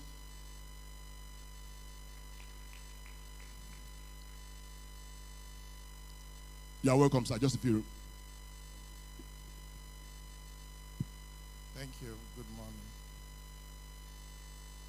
The Vice Chancellor of the University of Benin, Professor Lydian Salami, the chairman of this occasion, Architect Sonny Echono, who is avoidably absent here. The chief host of this event, Professor Folashade Ogunshola, Vice Chancellor of University of Lagos, the chairman of the Nigerian Book Fair Trust, Mr. Dari Luatuyi, the MD Evans Publisher, Salaji Dauda Lukman, other dignitaries that are here, I say good morning to you all. I crave your indulgence to just go through this address, which also have been delivered yesterday, with sincere apology. The address is from the Executive Secretary, Universal Basic Education Commission, Dr. Hamid Buboye, that I am standing in for. It is a great pleasure for me to be in your midst today to address you on this great occasion of the annual Nigerian International Book Fair 2023 with the theme, the role of a functional national book policy in the African book ecosystem, organized by the Nigerian Book Fair Trust, the umbrella body for the major associations within the Nigerian book industry. Arising from a robust membership profile that includes the Association of Nigerian Authors, Nigerian Publishers Association, Association of Nigerian Printers, Booksellers Association of Nigerian Book Foundation, and academic and non-fiction authors of Nigerians and affiliates like the Nigerian Copyright Commission, the Nigerian Education Research and Development Council, Reproduction Rights Society of Nigeria, and National Library Nigeria. The MTF is again demonstrating its resolve to lead the national drive and discourse on the need to entrench an indigenous and functional book policy. Through platforms like the annual book fair, NBFT has brought to the fore the strong imperative for greater attention on issues of quality, standards, and general ethics in the national book industry, as well as the need for operators in the Nigerian book industry to aspire to maintain global best practices in the conduct of their affairs. Distinguished ladies and gentlemen, it is delightful to note that today's event and similar platforms like the Nigerian Book Fairs in Abuja, Enugu, and Ibadan are very significant national events that bring together key players in the creation of print, audio, and digital resources across the country and beyond for the purposes of enhancing their capacities for improved service delivery. With the various human and business development programs lined up at the different events, the book fairs have become a rallying point for the dissemination of knowledge, networking among service providers, and sourcing new opportunities by those seeking for improved business patronage across and beyond the industry. Having successfully organized the maiden edition of International Book Fair in Africa virtually in 2020 during the COVID-19 era, and subsequent hybrid versions in 2021 and 2022, the NBFT is again demonstrating resilience by convening the 2023 edition of the International Book Fair. The Universal Basic Education Commission, UBEC, is delighted to note that previous episodes of the fair attracted tremendous interest from home and abroad, drawing participants from United Kingdom, Singapore, United Arab Emirates, Cote d'Ivoire, Turkey, Ghana, Botswana, United States of America, Australia, Canada, among others. Distinguished ladies and gentlemen, the vast array of participants in NBFT's annual event is a testimony of the growing influence that the association enjoys nationally and globally. The commitment displayed by participants in the association's flagship demonstrates stakeholders' loyalty and firm belief in the ideas that NBFT espouses. This is, to my mind, is both an advantage to the association as well as a standard which NBFT must continually work towards improving. As will be evident to the association now and in the years to come, the greater challenge in all aspects of human, business, and societal development is not the setting of high standards, but that of sustaining, surpassing, and breaking new grounds. That will also add value to existing paradigms. This is key to sustaining a vibrant association and ensuring professionalism in its ranks and especially in the services rendered to the various clientele. In my considered opinion, ensuring professionalism in service delivery should be among the cardinal principles of an effective national book policy. Going by UNESCO's definition, a national book policy is a coherent set of regulations and indicators set by the national authority to govern the development, production, printing, distribution, and dissemination of books and related reading materials with the aim of promoting a reading culture.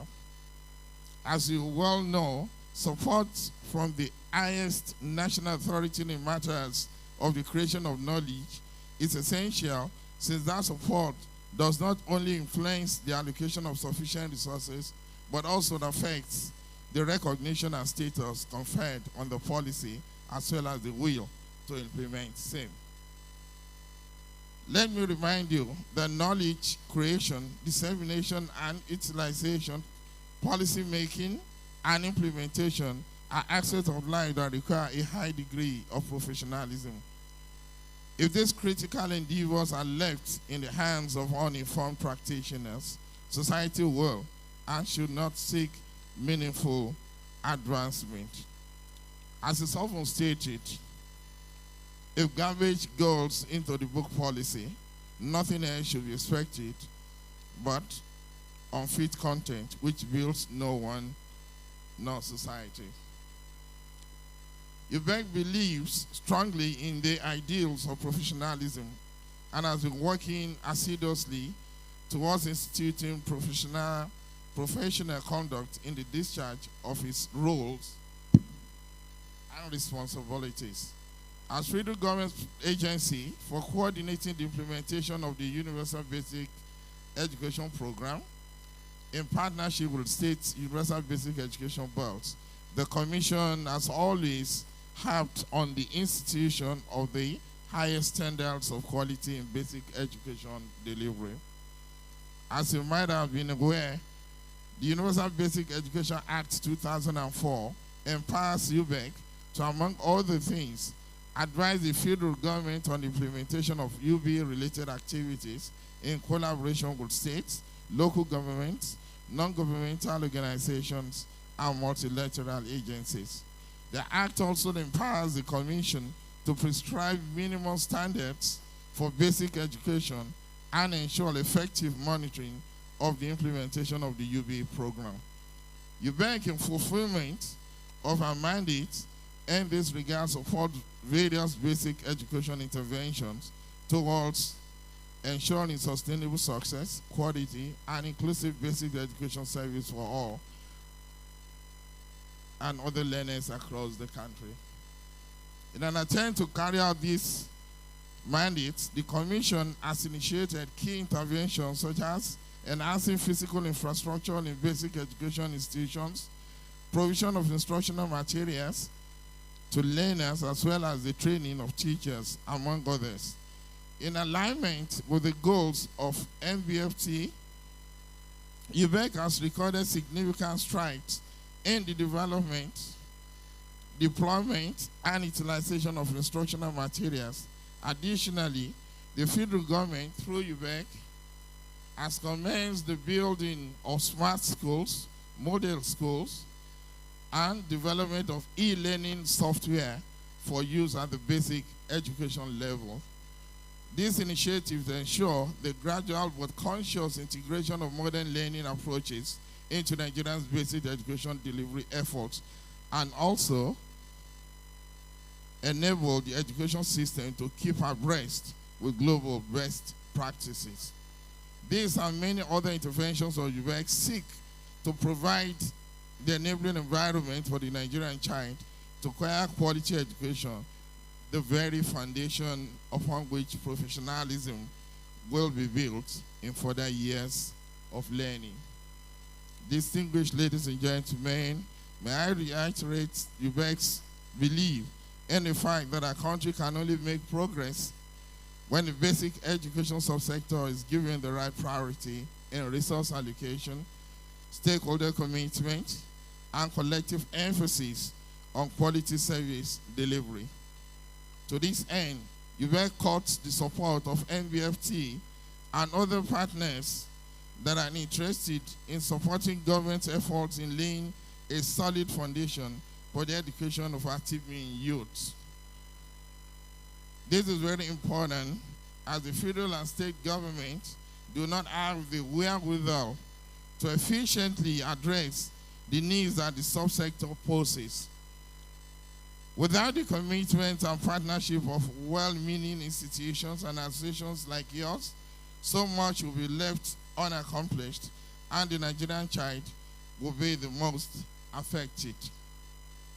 I would therefore like to use this medium on behalf of UBEC to urge the NBFT to use its robust platform in support of the UBE program, and importantly, in enhancing global best practice in service delivery, so that the various outputs and products of its intervention will add value to knowledge and the sustenance of a more robust, literate society in our country.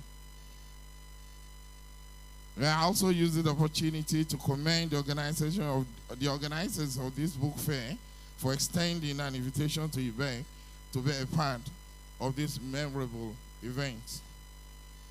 Distinguished ladies and gentlemen, I thank you for listening and wish you a fruitful and very successful deliberations, while I round up with the mantra of UBEC that education for all is the responsibility of all.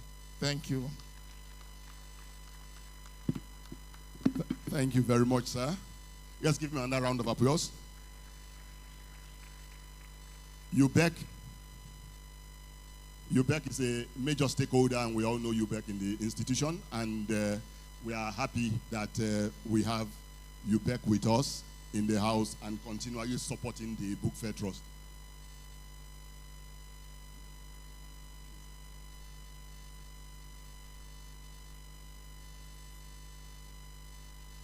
At this point, can we just come take the photographs for the high table, and then we also invite the stakeholders to come and join for the second set of photographs. Please, let's take the photographs, please. Thank you very much, sirs and Mars. Okay.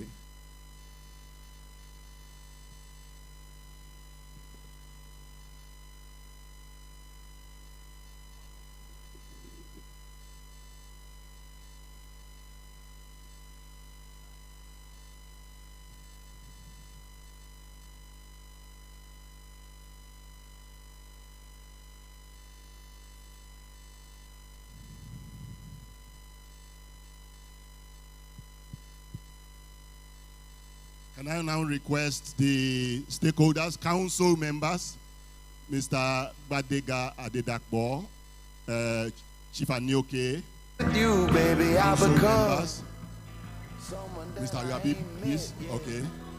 Tell me what you're feeling when you fuck me.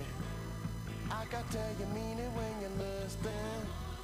And I'm maneuvering on my young shit. Ain't much I could do to your seduction, baby. Put your gushy on me. Stay for a while, get faded. Sit right in my face.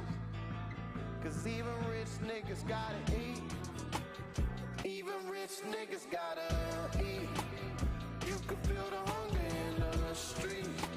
The hustle get colder in the winter.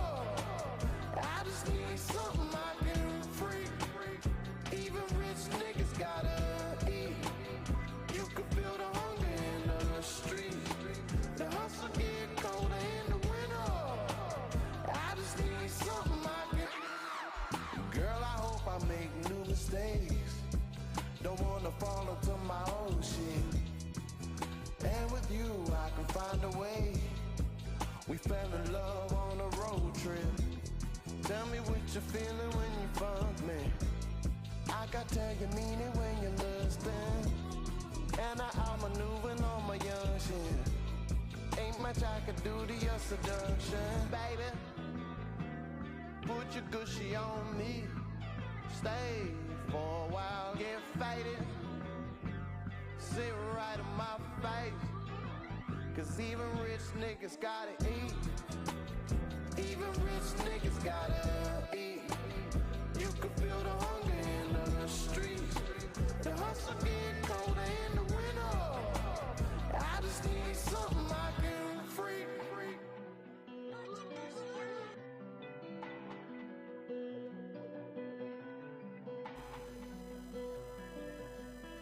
We want to thank all the members of the high table for the first part of the session for their roles. And we can now, at this point, urge them, request that they can now proceed down. While, except Professor Ojuade, who is going to join the panel, yes, for the next session. So everyone else, can we give them a round of applause? The keynote speaker, madam, thank you very much. Good.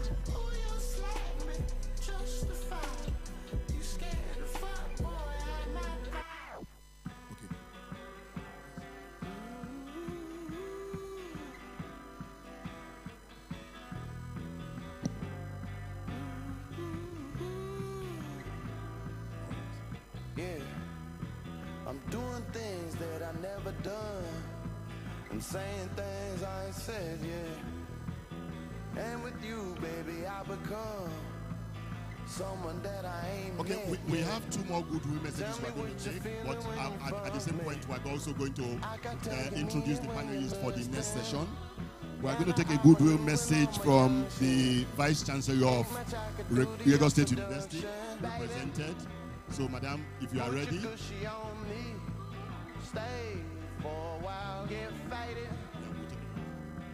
Then we're also taking one from the NUC. We're going to take one from the NUC and then one from Lagos State University. But at the same time, I want to welcome to the podium at this point the moderator for the discussion, the post-keynote discussion. I want to welcome Professor Chris Anyoku.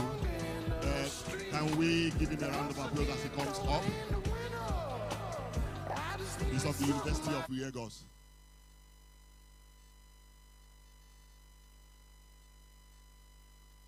As Professor Anyoku is seated, I want to acknowledge Professor Awonusi. I think you were here with us yesterday. Thank you very much for coming. You are welcome. God bless you, sir. Chairman of Ogun State Library Board, Professor Shegun Awonisi. All right, also on the panel, on this side of the panel, we already had recognized Professor Ojuade of Ojaja University, Vice Chancellor of Ojaja University, so he's here on this side of the panel. We also want to recognize Professor Akinlabi. You are welcome, sir. Rector of your state. Please, you are welcome, sir. Yeah.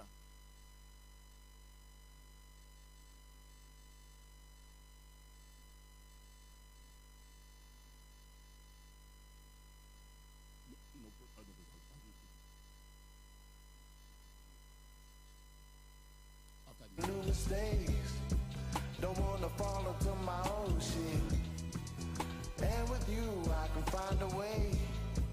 We fell in love on a road trip. Akinlabi is the rector of Tell me the what Institute you're of feeling when you Agriculture and fuck me. Technology. We also want to recognize Professor Pius Akimen of Lagos State University. Please, sir, you are welcome. I did not retire my ushers. Where are they? Ushers, please come and help us with this. Professor Akimen, you are welcome, sir. Head, Department of English, Lagos State University.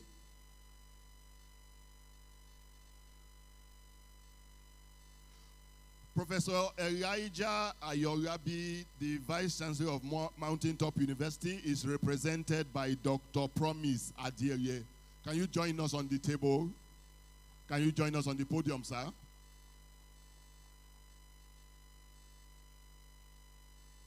And then we have from Babcock University, Professor James Ogunji. You are welcome, sir.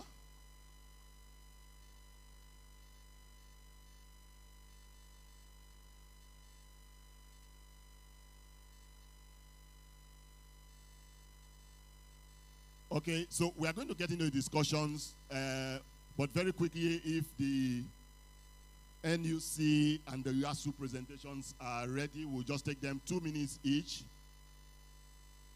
Madam NUC, can we take your goodwill message? Please help us do it as quickly. The keynote address is very hot. We don't want the corn to go cold. Thank you very much. You're welcome, man. I'm sure NUC is interested in the keynote. Thank you. Thank you very much.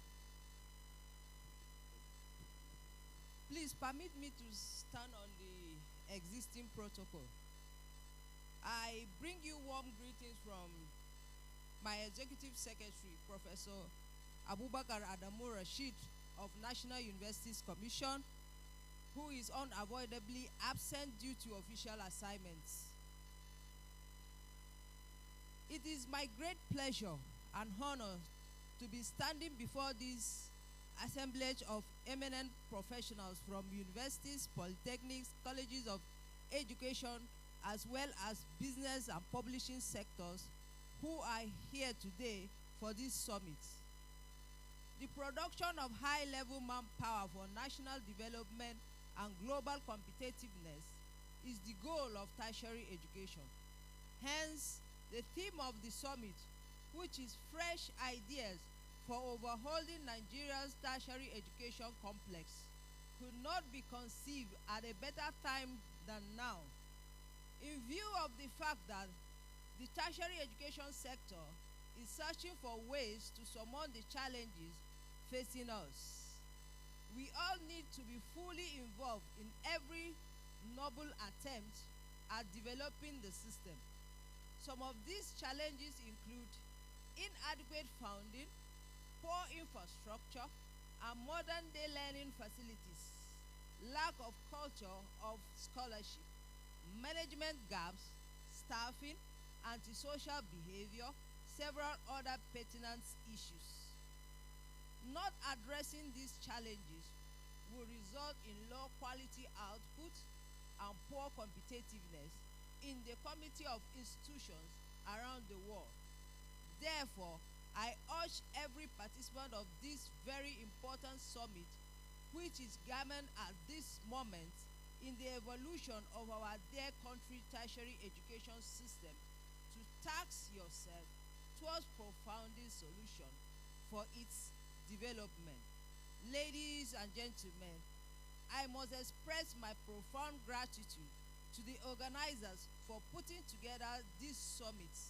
I am sincerely optimistic that this will bring forth great and beneficial ideas that will rigid the system for better service delivery as well as quality products and output towards improving the Nigerian education complex.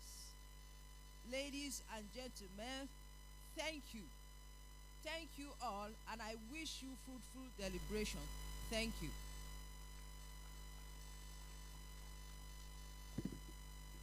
Thank you very much, madam.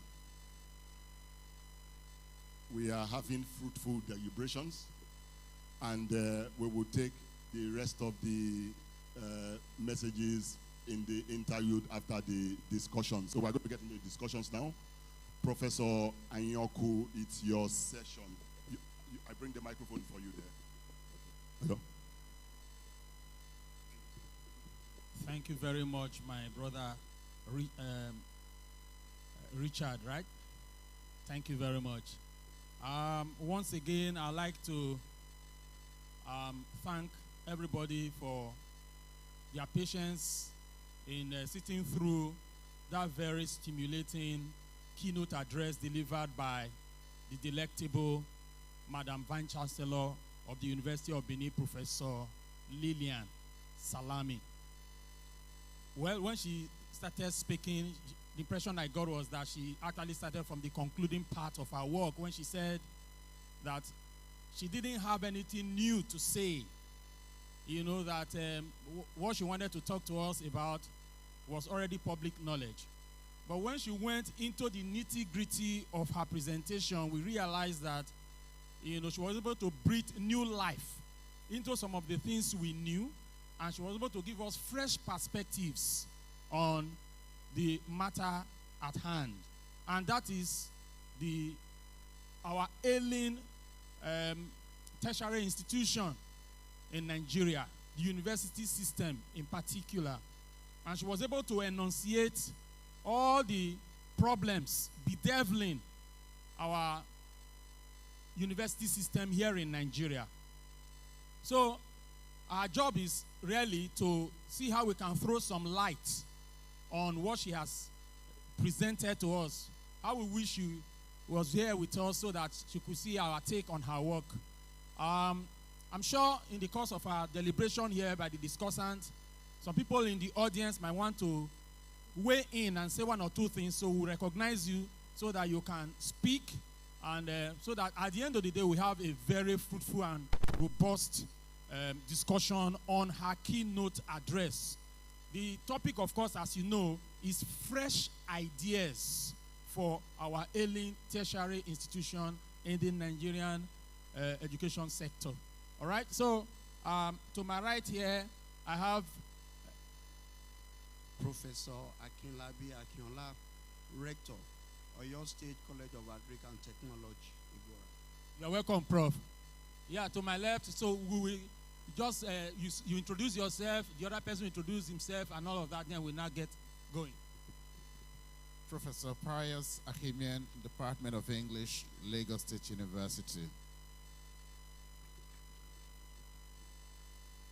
My name is Dr. Promise Adiele. I am representing Professor Elijah Yolabi, Vice Chancellor, Mountaintop University. Professor James Ogunji, Department of Education, Babcock University.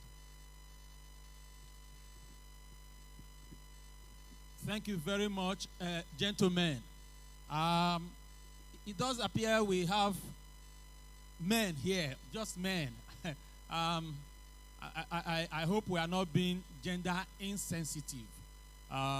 Because in the modern world now, even the whole question of gender is undergoing constant interrogation. And you don't want to be accused of sexism when it is not deliberate. Well, we just want to leave that by the side and go on with what we have to say. We are going to take it one after the other. So I will call on my prof to my right hand to speak to us maybe for 5 minutes on what his take is on what we listen to. And thereafter, we just go like that, and I will come in from time to time. So, Prof, sir. Thank you very much, moderator, and all protocols duly observed. The late speaker, that's Professor Mrs. Lilian Salami, she said a lot. And one of the things she said, if we follow education, we should pay for it. She also quoted Malcolm X that education is the future for development. Yes, she's very right. The truth is, we've all believed that something or things, so many things are wrong with our tertiary educational system. Either the university, the polytechnic, monotechnic, or colleges of education.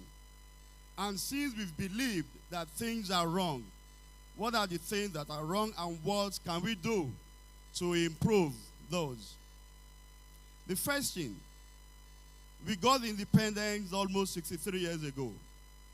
And we've been running the same the same curriculum over and over again. And we've seen that that curriculum is no longer taking us to where we want to be. Now, if our politicians are sick, they run to abroad for their medical tests, treatment, all those. If we produce graduates, they run to the developed countries and work there. So what is wrong with us? It means we've believed that necessity is the mother of invention. We've not developed our curriculum to train our graduates so that after leaving school, they should be useful to themselves and to the system. We have sun all over the country. How many hours in a day do we have sun? When we talk about solar light, it says from abroad we still import all what it takes for solar light. So it means we need to review our curriculum first of all. We should review our curriculum to solve our immediate problem. And reviewing the curriculum and solving our immediate problem lies with tertiary education, because that is where you have professionals. Most of us, we have cars, we build houses. If you want to repair your car, you won't take it to polytechnic. You will go to garages where you know you have experts. If you want to build your houses, you want to design anything, you won't take it to polytechnic or universities. You will go to outsiders where you know they have the experience. So we are not making use of our graduates because we believe they don't have the technical know-how. She also mentioned that the rate at which people are going for tertiary education, it's no more encouraging. Because they believe that once they leave the system, there is no job for them. And that is why most of us, we always like to make sure we encourage our children to do something that will profit them after graduating. So after developing our curriculum to suit our needs, then government intervention. No education will triumph without financial backing. Go to our laboratories. The facilities there are outdated. There is no way you will use such facilities, produce a paper, and send it to abroad for review. They will not even honor it because we are using outdated equipment. And these equipment are not what a single person can just have salary of a university of a professor to buy such. So you need government intervention to do that. And government will tell you there is no fund. So the problem are so enormous. And I think after designing our curriculum to suit and solve our problems, we need government intervention to fund the curriculum and fund the tertiary institutions. Not that we don't have the manpower. We've got brains in this country. But the necessary and the supportive facilities to make them perform, the tools to make them perform are not readily available. You go outside the country, you see lots of Nigerians holding sensitive positions, performing excellently well, brilliantly over there. But coming back to Nigeria, they wouldn't because the facilities are not there. Thank you.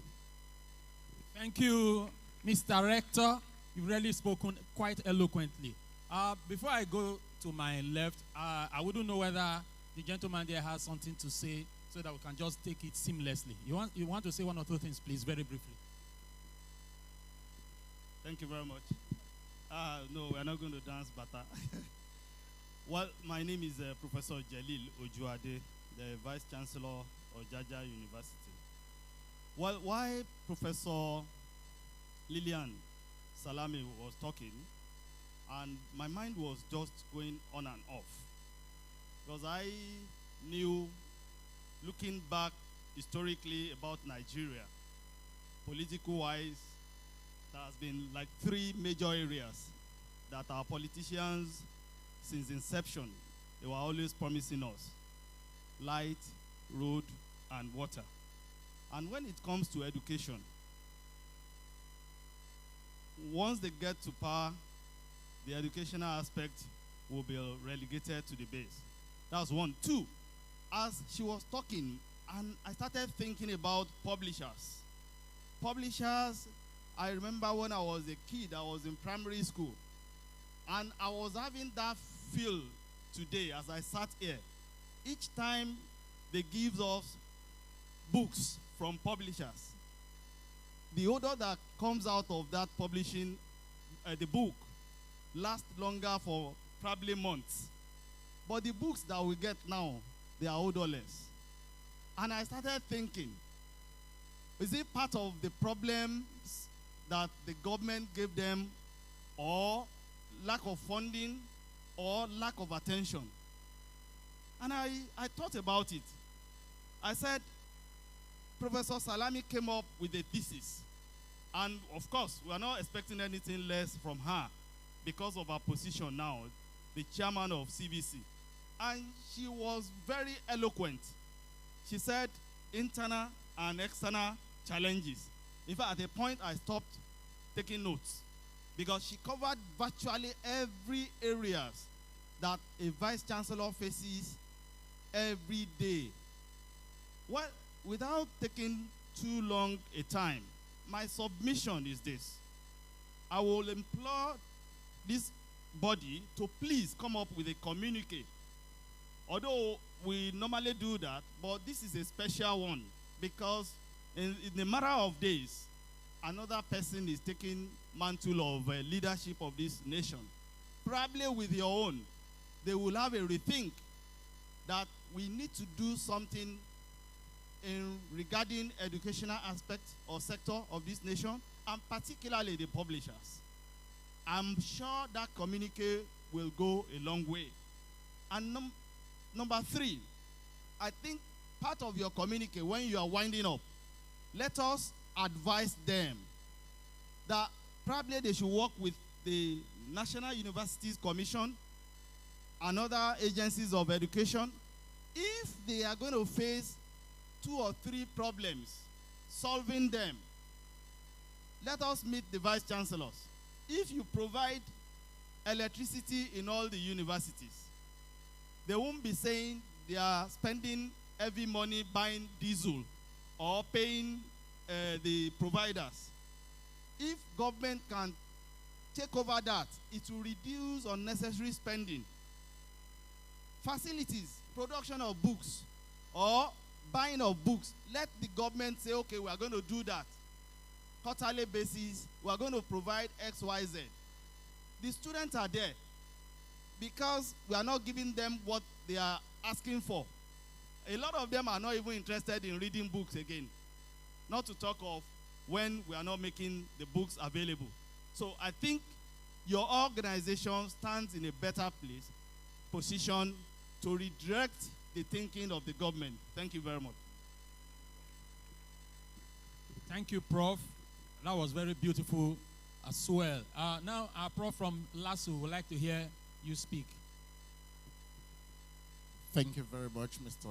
Moderator, and the Vice Chancellors here.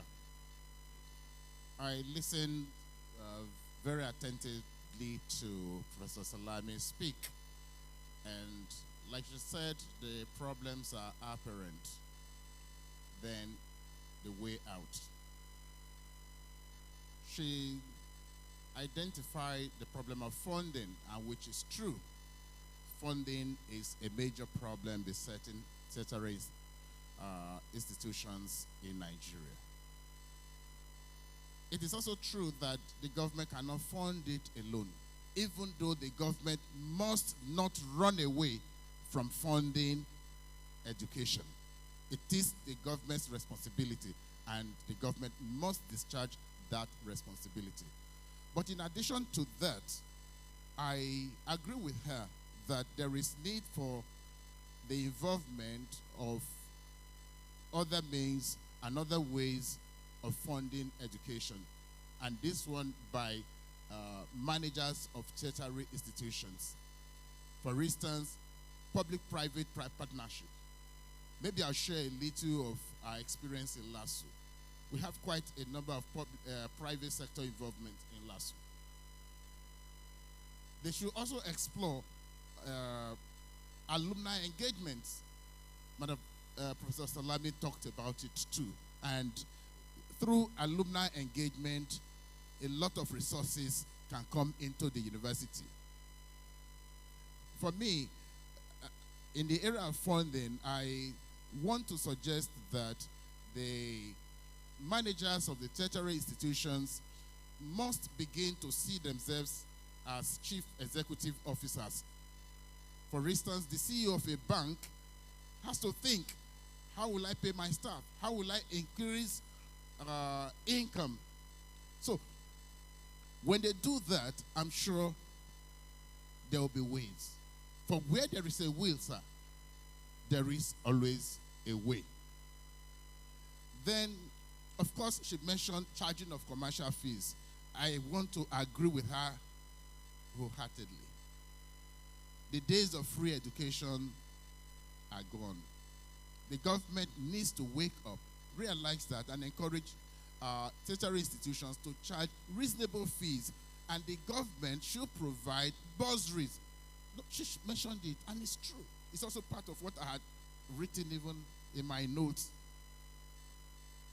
There is another one she mentioned in passing. It's also dear to me, and that is the activities of trade unions within the tertiary institutions.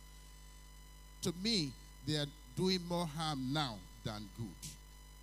Strike option is already obsolete. We should begin to think of other options, other ways of engaging the government that will produce faster, better results without actually having to damage the system. There's quite a lot to say. of course, in LASU, we are doing some of these things. For example, when it comes to graduate employability, we have a Center for Entrepreneurial Studies. We train students in about 43 skills: bread making, vulcanizing, photography, etc. So these are innovations. And then in partnership with the government of Lagos State, we also have a ready set work whereby every 400 or most 400 level students or final year students are trained on what they are going to meet in the industry. This is also in collaboration with the organized private sector, maybe because Lagos or LASU is in Lagos. So I think when we do such things, we'll solve the problem of graduate unemployability, and then also producing graduates who will not just be job seekers but job creators. I think I'll stop there for now. Thank you very much, sir. Can we put our hands together for our prof from LASU? We've really learned a lot from him. We wouldn't like to give the impression as if those of us on this side have all the knowledge. And we believe there are people on the other side in the audience who have very important things to say, and the camera can also turn to them. So in due course, in case you have any intervention, you have any fresh ideas you want to contribute to this summit, we will recognize you and hand over the microphone to you and give you a minute or two to speak. And if there is anything that the discussant here would like to say, by way of expatiation or trying to throw some light on it, they will do exactly that. All right? So just to prompt you so that as you are sitting there, whatever information you have, ideas, please do not discount it. We are ready to see how we can run with the vision. And we are all in this together as Nigerians. So in case you have anything to say, the microphone will come to you very shortly. We allow you to speak to the audience, and we'll take it up from there. Thank you very much. I will now hand over the microphone to the gentleman over there, Dr. Promise Adiele from Mountaintop University. Thank you, sir. Thank you very much. Let me quickly remind us, I've said it before, but I'm going to say it again, that I'm here on behalf of the Vice Chancellor, Mountaintop University, Professor Elijah Ayolabi. This morning, he just called me to come down here to represent him because he got an urgent call to be in Abuja by 12 noon today. So that's why I had to rush down here. There is a proverb in Igbo that says that a child who is on an errand does not speak in proverbs. So when they send you on an errand, when you get there, you deliver the message and come back. You don't go there and begin to speak in proverbs, because you may not be able to explain the proverb. Now, I listened to Professor Salami. She spoke radically. I'm interested in the radical aspect of her speech. I was scandalized when I heard her say that she is given 11 million, and even to generate electricity in University of Benin is about 77 million. That's scandalous. Now, I began to wonder, how then does she run the university? Look at the difference between 11 million and 77 million. Now, the thrust of my intervention is that the private sector in Nigeria are not doing well as regards education in Nigeria, tertiary education in Nigeria. I'm not trying to say that they are not involved, but I think that they are not involved enough. Okay? Look at all of them. Once in a while, we'll see them post their profit margins of 20 billion, 50 billion, 100 billion. How many universities are there in Nigeria?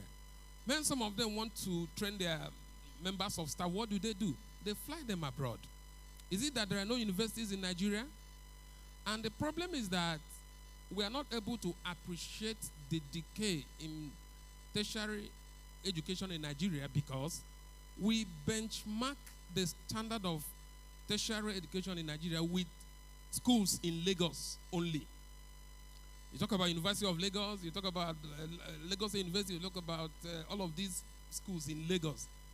When you go into the villages, even you leave Lagos and the southwest, okay, you discover that tertiary education in Nigeria is in the doldrums, is in the shambles, okay? Some universities don't even have conveniences. Yes, I went to a university where the student answered the call of nature in the bush. So the private sector should do more. They should do more. All of the billions that they take away from this country, they should plow back most of these funds into Nigerian universities. Okay? How many universities in Nigeria have 24 hours uninterrupted power supply? How many of them? Okay? So I think the private sector should do more. 1, 2, and which is my last and final point, is that education should cost more. When you say this, people say, oh, you want to take education out of the reach of the poor man. Nobody does that. In private universities where we teach, look, the standard is like the standard abroad because we know how much the students pay. And parents are paying. Now, if you're ready to pay 1.8 million per session in a private university, why can't you do that in University of Lagos? Why can't you do that in University of Benin? There is this mindset that we have that anything about government should be free. And it's wrong. Okay? There is a university somewhere, I'm not going to mention the name. The population of that university is a private university. The population of that university is close to 100,000. It's a private university. Their school fee is about 2 million per session. They have over 100,000 students. The students didn't fall from the sky. They are Nigerians, and Nigerians pay. Now, if you ask them to pay half of that money to receive quality education in a public university, you see them begin to riot. They go to the streets. Okay? So, education should no longer be a patronizing instrument for the masses. You want to use education to patronize the masses. That shouldn't be. So I think that education should cost more and people should be willing to pay. Thank you. Thank you very much. Thank you very much, Dr. Promise Adele, the able representative of the Vice Chancellor, Mountaintop University. All right. Well, we are still going to hear their concluding remarks after we must have got some kind of intervention from the floor. Then I'm making a few jottings here, which I will just share. Perhaps that can act as part of the element we might use for the proposed communique somebody has spoken about. So I'm going to hand over the microphone to the gentleman sitting right at the airstream, and so that we can also hear his own perspective, his fresh ideas on how we can tackle the ailing tertiary institution complex in Nigeria. Okay? So, please, can you help me give the phone to the professor? Thank you very much. It's true the discussion is on fresh ideas, like the keynote speaker said. But you know, the concept of fresh in relation to this problem is still okay, but even if it's literature on the issues of tertiary education, tells you that these problems, you know, have been there. These solutions have been there. Check the strategic plan of even the Federal Ministry of Education, 2011 to 2015. Check for needs analysis documents of even polytechnics. These things have been there. The issue is, like it was said, is the willpower. But to begin, I want to make us appreciate the problem. There was the World Bank document on tertiary education of 2002, constructing knowledge societies, you know, that called on nations of the world to keep tab on the tertiary education because it is a driver of development. I know, apologies to, I know a representative of UBEC spoke today. Apologies to those at the, basic education level, which also is the advice of some of these international bodies to be concentrated on basic education. Very nice. But the development of the nation hangs on, tertiary education.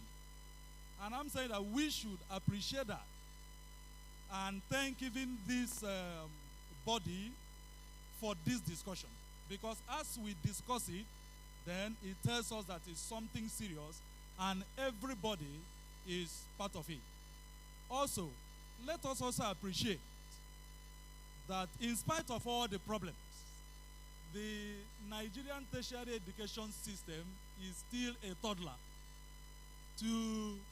when compared with some, university systems of the world that are of first class, or like Professor Kebukola will say 5-star.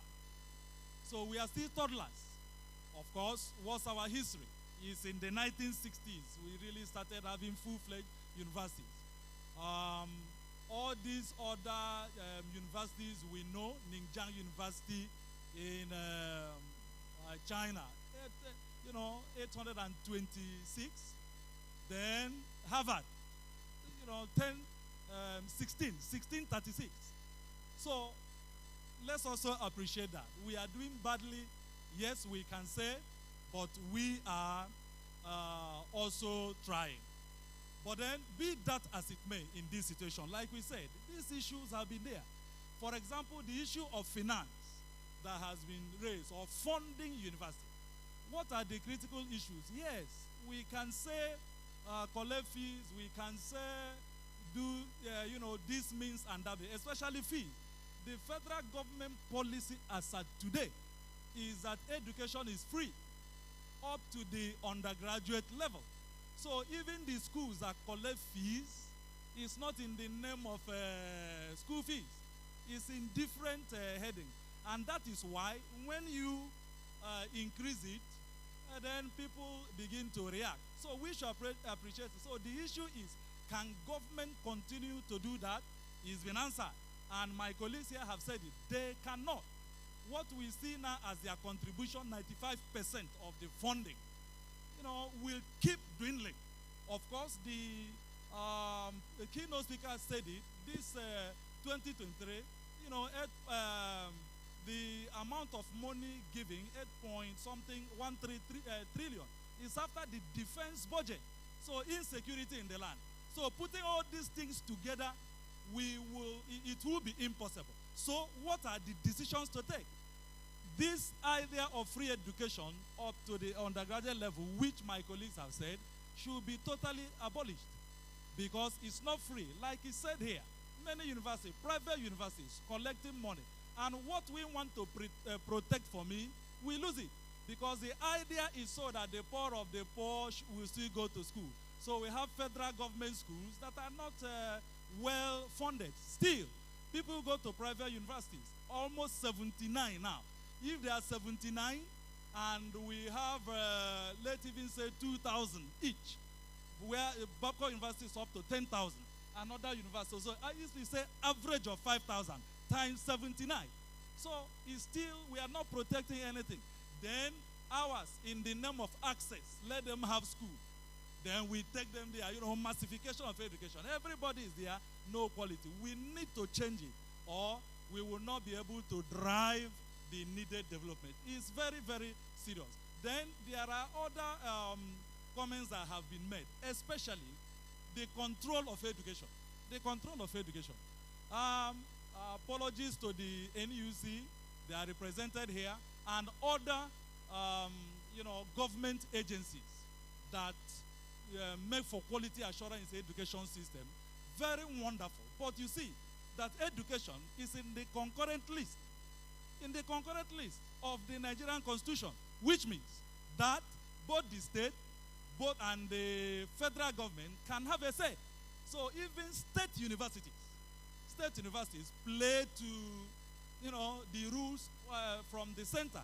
I think those places should be looked, or else it will be a unitary system, which is one of the challenges.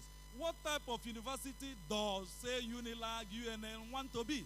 About 3 models we have. There are, British model. There is the German model. Then there is the American model. So all of them have the British education, talks of self-development.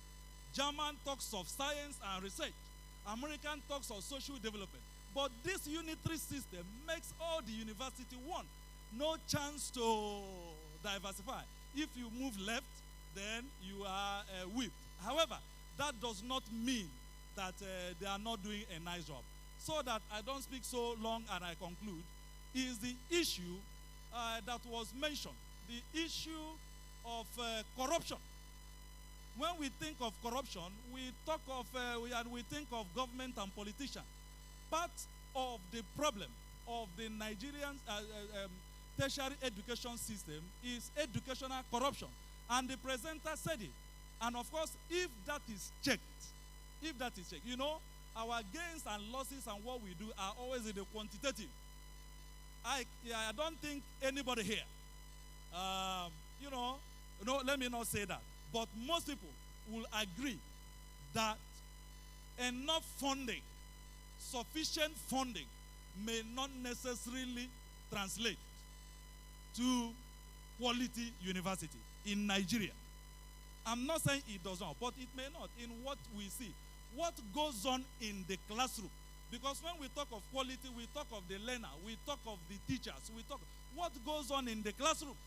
How many teachers came to class today? How many are absent? How do people get grades? Sexual harassment, even scores. Even when people graduate, our processes. Can I go to my school and get my transcript? So beyond the humongous issues of money and, the input aspect of solving the problem, let's look at the processes. Let's look at the processes because, yes, what the individual teacher does, what does he do?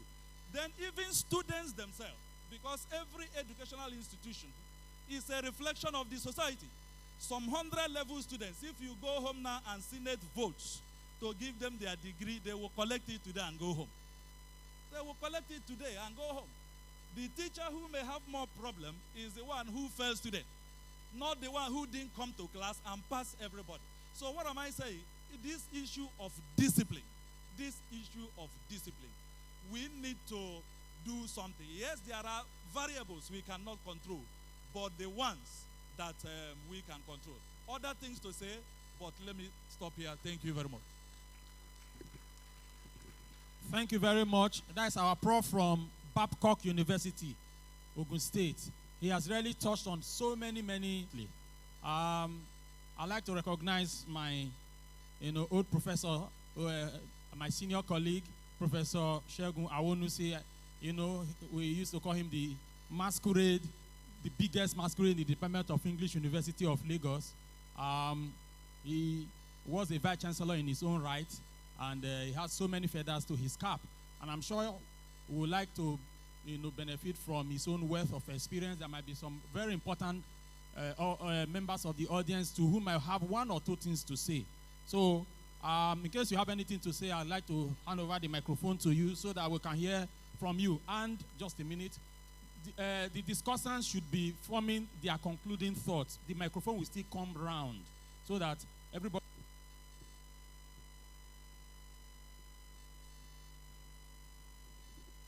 Thank you very much, Mr. Chairman. I listened to some of the comments, and one that I felt touched by was the plight of vice chancellors. But I really sympathize with them.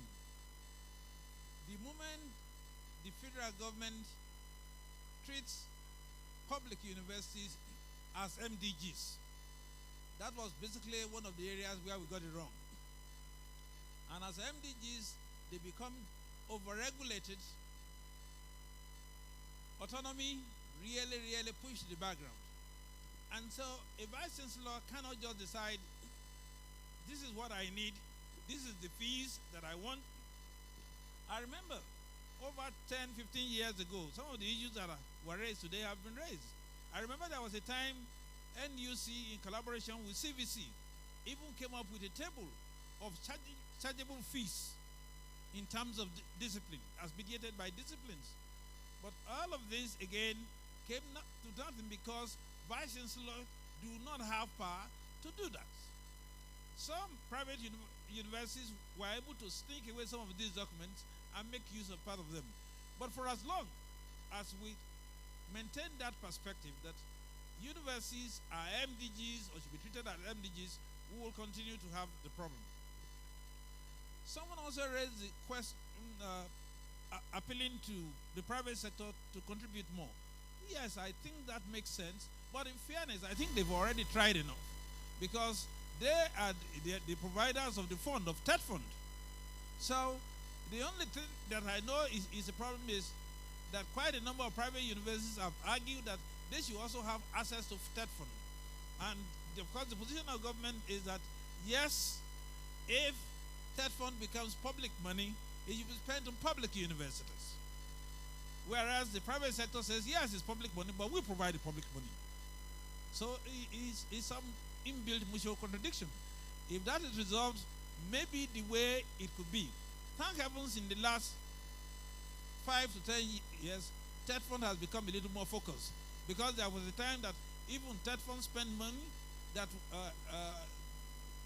on the business of non-tertiary education.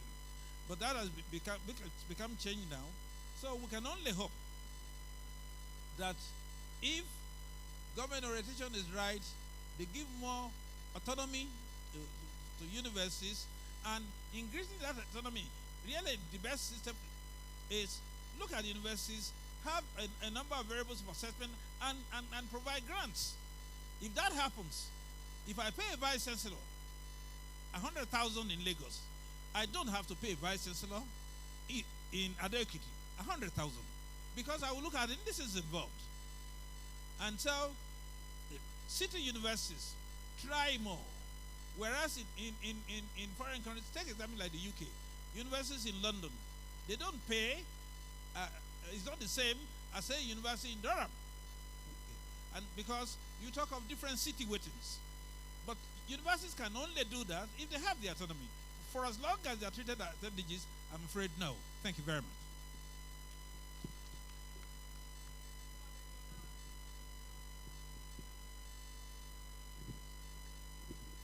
Okay, I am Adebayo Emmanuel from Lagos State University. They used to say that government has no business in business, and education is business.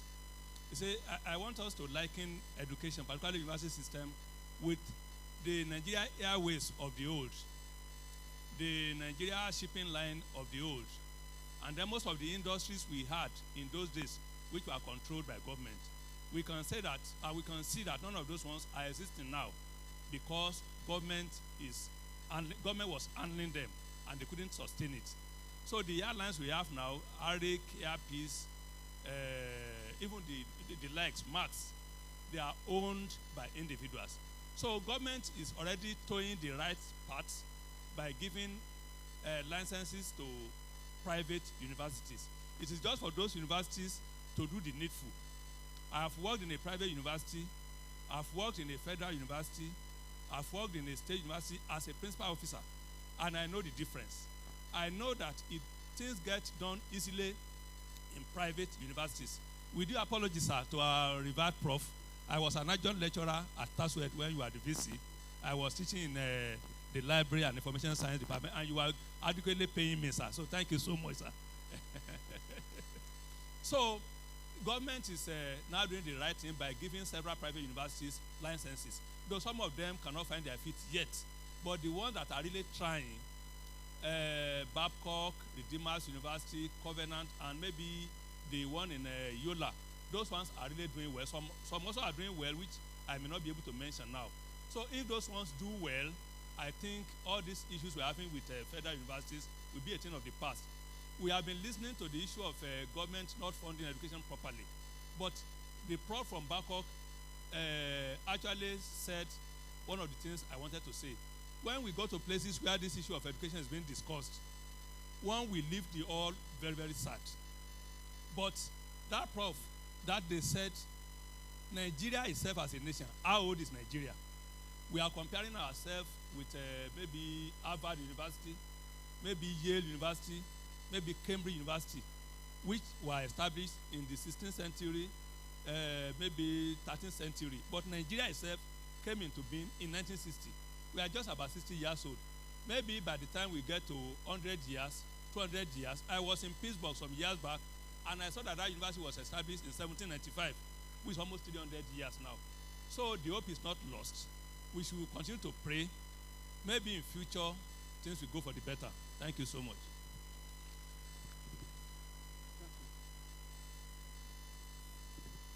Thank you very much. Okay. I'm Dr. Femi Oguntuashe. I bring greetings from my Vice Chancellor, Professor Obamire, Adwa Obamire of Obafemi University, Ile-Ife. I actually represent him here. Thank you very much for this opportunity. The fresh ideas to education. In fact, the speech by Professor Salami has really laid down everything. But my own contribution is the issue of one external issue and one internal issue. The external factor we have is that education is supposed to be on concurrent list, but we have overburdened and overbearing central controlling officers. The JAM determines how many students the LASU. We can communically take about 40,000 students must admit a session. They have controlled that. LASU cannot do whatever in terms of standards. Cannot even create certain courses or so without approval. From NUC, you have the Senate of the University, the Council of the University, the Senate, and all the different committees of the university that are supposed to determine the quality of courses and programs in the university. But that's been eroded. Everything is centralized. As a visitor of Federal University now, you are just like a servant. Abuja tomorrow, and Kano tomorrow. They just call you. That is not what the university is meant for. The university is supposed to be able to sit down, formulate policies, have his officers around him, have Senate to discuss issues and bring up issues. Then recruitment of staff. We don't recruit better staff nowadays. We just do who do you know. In the past, first-class students, automatic staff, they are going to train for 3 years. They have PhD. They have the mentorship that they need to have. But now, you don't need to have first class before you are getting there. So we need to really examine ourselves, if we are the stakeholders, operators of the university, what do we want? Lastly, where there is no statistical data, there is problem. What data do we need for maybe chemical engineers in Nigeria? How many engineers do we produce a year? How many dentists do we produce a year? Then how many universities does Nigeria need at all? Do you want to establish all the universities that Nigeria needs in 1 year, in 2 years?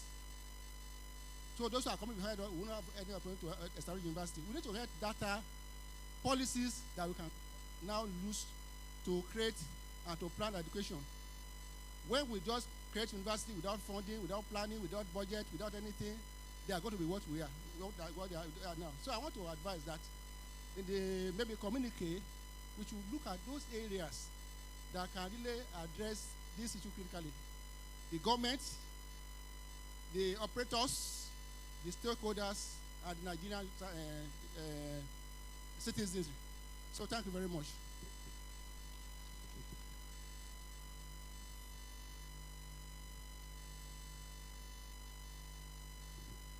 Thank you very much, sir. My name is Ayokunle Adeniji. I'm an author and a publisher.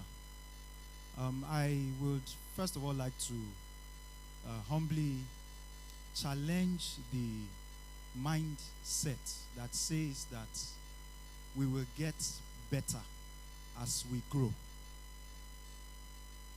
You don't get better because you get older. You get better because you have done something that makes you better. And the fact of the matter is that if we go back to the 1600s, when these universities we still admire today were designed, we will find some fundamental differences in their management. These institutions have become better and better year in, year out, because foundationally something is right. And so it's important that we know that Nigerian universities will not get better because we are getting older. Some things must change. One of the things that I suggest is, and I am looking at an institution that is quite young in Nigeria that has chosen to do something different. I won't mention name, but I just want to read something I found online. It says that this university's alumni association is determined to raise a target fund value of 1 billion naira by 2029. That is a university in Nigeria. Somebody talked about alumni funding. Our universities must focus on reaching their students who have succeeded in the past in raising funds to manage the institutions. The only reason why these students will not be interested is because of something that our dear professor from Babcock mentioned. Funding will follow integrity. The reason why we don't want to pay taxes in Nigeria is because we do not trust the system. The reason why students who are alumnus of a university will not want to give funds for the management of the university is because they don't trust that the fund will be judiciously used. Can we check that as managers of our universities? Once we do that, we will have good universities being run. Finally, I want to say this. I think that the university management should engage the politicians more. They seem to have the understanding that what comes from the ground is more important than what comes from our brains. As long as they continue to have that, petrol will be more important than education. And knowledge is more important than anything else. But I don't think our politicians understand this enough. What are we doing to inform them that education is the most important sector in our society? Thank you.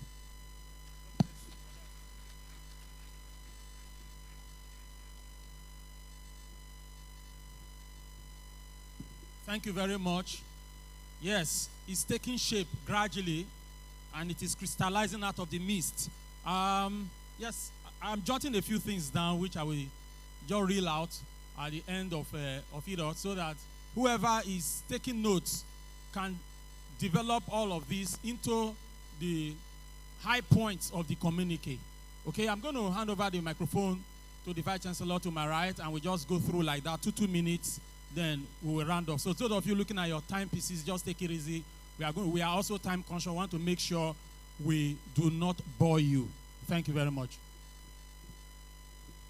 Thank you very much, sir. What as a mark of remarks, closing remarks, I've listened to my dear brothers, vice chancellors, and distinguished members of the audience, and I'm going to look at it from a perspective which I will tag a double-edged sword in approach. I think the major problems as enumerated here, we just have to be sincere with ourselves. We should look inward and probe our integrity. For instance, I find it difficult to believe that as Nigerians, we are so Eurocentric, we believe in degrees from outside Nigeria. And talking about brain drain and the people making waves in Ivy League universities internationally, they are majorly Nigerians. It's so pathetic that you see somebody who works with a bank or who gets salary, who goes out of his or her way to go and sell his or her property to send somebody to go and study abroad. And when the person finishes, is either you are sent back to your country because you won't get a job there, and you come back to this country, and the other side, some of them are there who are always encouraging us here within that are not jackpying to make sure that we burn down this country. In terms of probably political advice or running our educational system down, I believe the government should assist the universities and administrators and policy formulators. They should come together and be sincere. Forget about all the rhetorics, all the narratives from the 1960s. We should be able to resolve our differences and ensure that we make our universities work. Thank you. Thank you very much, my dear Vice Chancellor. So we listen to the rector. Thank you. First of all, let me make a recommendation on educational policy and school fees paid by our students. We all agree that there is no private institution or any course in a private institution that they will pay less than 500,000 naira. So in the public university, we pay just about 30 to 35,000 naira. So if we want to fund that, what is the minimum wage of a Nigerian? Probably 50,000 naira.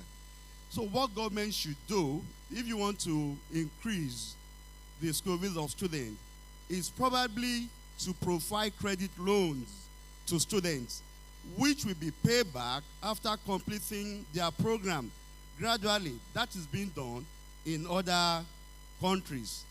Secondly, Professor Lillian mentioned bigger structures in institutions with empty facilities. Government should try and support these by providing necessary tools for lecturers to work. Government should also encourage the tie and gown relationship between industries and the tertiary institutions so that industries can support research activities in our tertiary institutions. Government should also allow tertiary institutions to screen their students for admission. She mentioned character of some of these students. It's only JAM that will send list of students to be admitted to institutions. But if tertiary institutions play roles assessing the student on character levels, that will reduce the level of cultism and others in our various institutions. The brain drain too. The brain drain can also be, the problem of brain drain can be alleviated if the government support or increase remuneration of graduates. Nowadays, we have of JAPA, doctors, lecturers are traveling to abroad. Why? Because they are not properly being remunerated. So if all these are properly taken care of, I think it will improve and will encourage the tertiary educational system in Nigeria. Thank you. Can we put our hands together for the rector, please? I'm told we have just barely 10 minutes to go. So I will appeal to my colleagues here who are here to speak to just make it brief. Just speak straight to the point, just like a minute or two, and we'll be done. Thank you very much. I'll be very brief. The problems confronting tertiary education in Nigeria are enormous, but they are not insurmountable. What is needed is the willpower, and it should be done holistically, not just in piecemeal, holistically. In the absence of that, we may just be running in circles. Thank you very much. Thank you, sir. I would like to say one thing, that nobody can excuse or exonerate the government of the day from education in Nigeria. The budgetary allocation to education in Nigeria should increase. It is abysmal for government to allocate 8-point-something million to education. That is shameful. The government should please look at this issue once again and increase the budgetary allocation to education in Nigeria. Thank you. Okay. Let me just put some records straight. When I was making my first presentation, I mentioned the issue of 8.2 million. What was on my mind is that 8.2% of the 2023 appropriation bill of 21.8 trillion is reserved for education, because UNESCO has said 26%. But for Nigeria, even in the past decade, is yes, more than, yes, 20 years and more, is hovering around 8%. Okay, so I want to put that straight. Yes, a lot of issues, but we need willpower to confront them. Decline in the decay of university, provision of resources, giving access, giving autonomy, all those are good. But the character component, the corruption component, I think is where the emphasis should lie. Because when we are frugal, we can multiply the little. However, it is a burden of government to provide. And it's even unethical to have a child and you are not taking care of it. I mean, care of the child. So it's a big burden. And lastly, let us not just see it as problem of the government, but as problem of all of us. Thank you very much. I must really thank the discussant for their robust and indeed insightful comments and interventions on the burning issues that are under consideration here. I've been able to jot down a few things from what they said in the course of this conversation. The first, I have about 15 of them. I know that I still have just about 5 minutes or thereabouts, so I'll just go through them very quickly. One of them is with funding for university. The last speaker just mentioned it, that right from 1960 to date, we've not gone beyond 9%. And of course, according to UNESCO, the education sector should get at the very least between 24 and 26% of its annual budget. So, but we realize that in Nigeria, if you check the entirety of the African continent, Nigeria ranks probably the lowest. Ghana, Egypt, South Africa, Morocco, they all, vote larger chunks of their revenue to the education sector than Nigeria does. And this is indeed, like a colleague of ours, one of the scholars used the word abysmal, and I agree with the person, that is quite apt. It is quite abysmal and shameful. Government can do much better. Number two, tuition fee is being thrashed out thoroughly, that we cannot run away from it. It does appear like the elephant in the room, that, well, some people see it as some form of class war, that if you do not make education free, the children of the poor will not be educated and all of that. Well, but we've looked at the pros and cons of that argument, and we've realized that according to the scripture, the workman is worthy of his hire, and you will not muzzle the ox that treaded out the corn. So if somebody works, he must be duly and adequately remunerated. And if government does not have enough money to pay lecturers, then what? So students have got to pay. Their parents have got to provide some money so that there will be enough to pay them. So tuition is becoming has come to stay, and government indeed school must charge tuition fees. Ranking of Nigerian universities. Somebody talked about Harvard, Oxford, Cambridge, among others, that they've been there forever. In spite of that, I think we can leverage on, what they've provided as models that we can use, so that we don't really need to have the age or the years of Methuselah to have the wisdom of Solomon. So if indeed our universities are 60 and below in terms of years, we can indeed frog leap. We can frog march, we can hop right into the future by leveraging the inspiration drawn from these more established universities. So how many Nigerian universities make top 10 in the world, top 100 in the world, top 500 in the world? Question. So it's important we look at some of these things. Internationalization of faculty. In our universities, you can hardly point to one lecturer that is from Ghana. I'm not talking about the UK. I'm not talking about the US. I'm talking about South Africa. How do you expect the rest of the world to take us seriously if our faculty, if our lecturers are all within? That is some kind of intellectual inbreeding, which can lead to some kind of intellectual kwashiorkor, and the product will be malnourished and anemic. So for me, I think there is need for some cross-pollination. Let's have best brains, the best and the brightest from every corner of the world being here in Nigeria. It used to be like that in the 60s and in the 70s. So the pay packet, the take home, must take you home. If ASU is being paid properly, if lecturers are being paid properly, we have good working environment, we have the best people coming from all over the world to Nigeria. That must be done if we mean business. And the next one is upgrading our curriculum.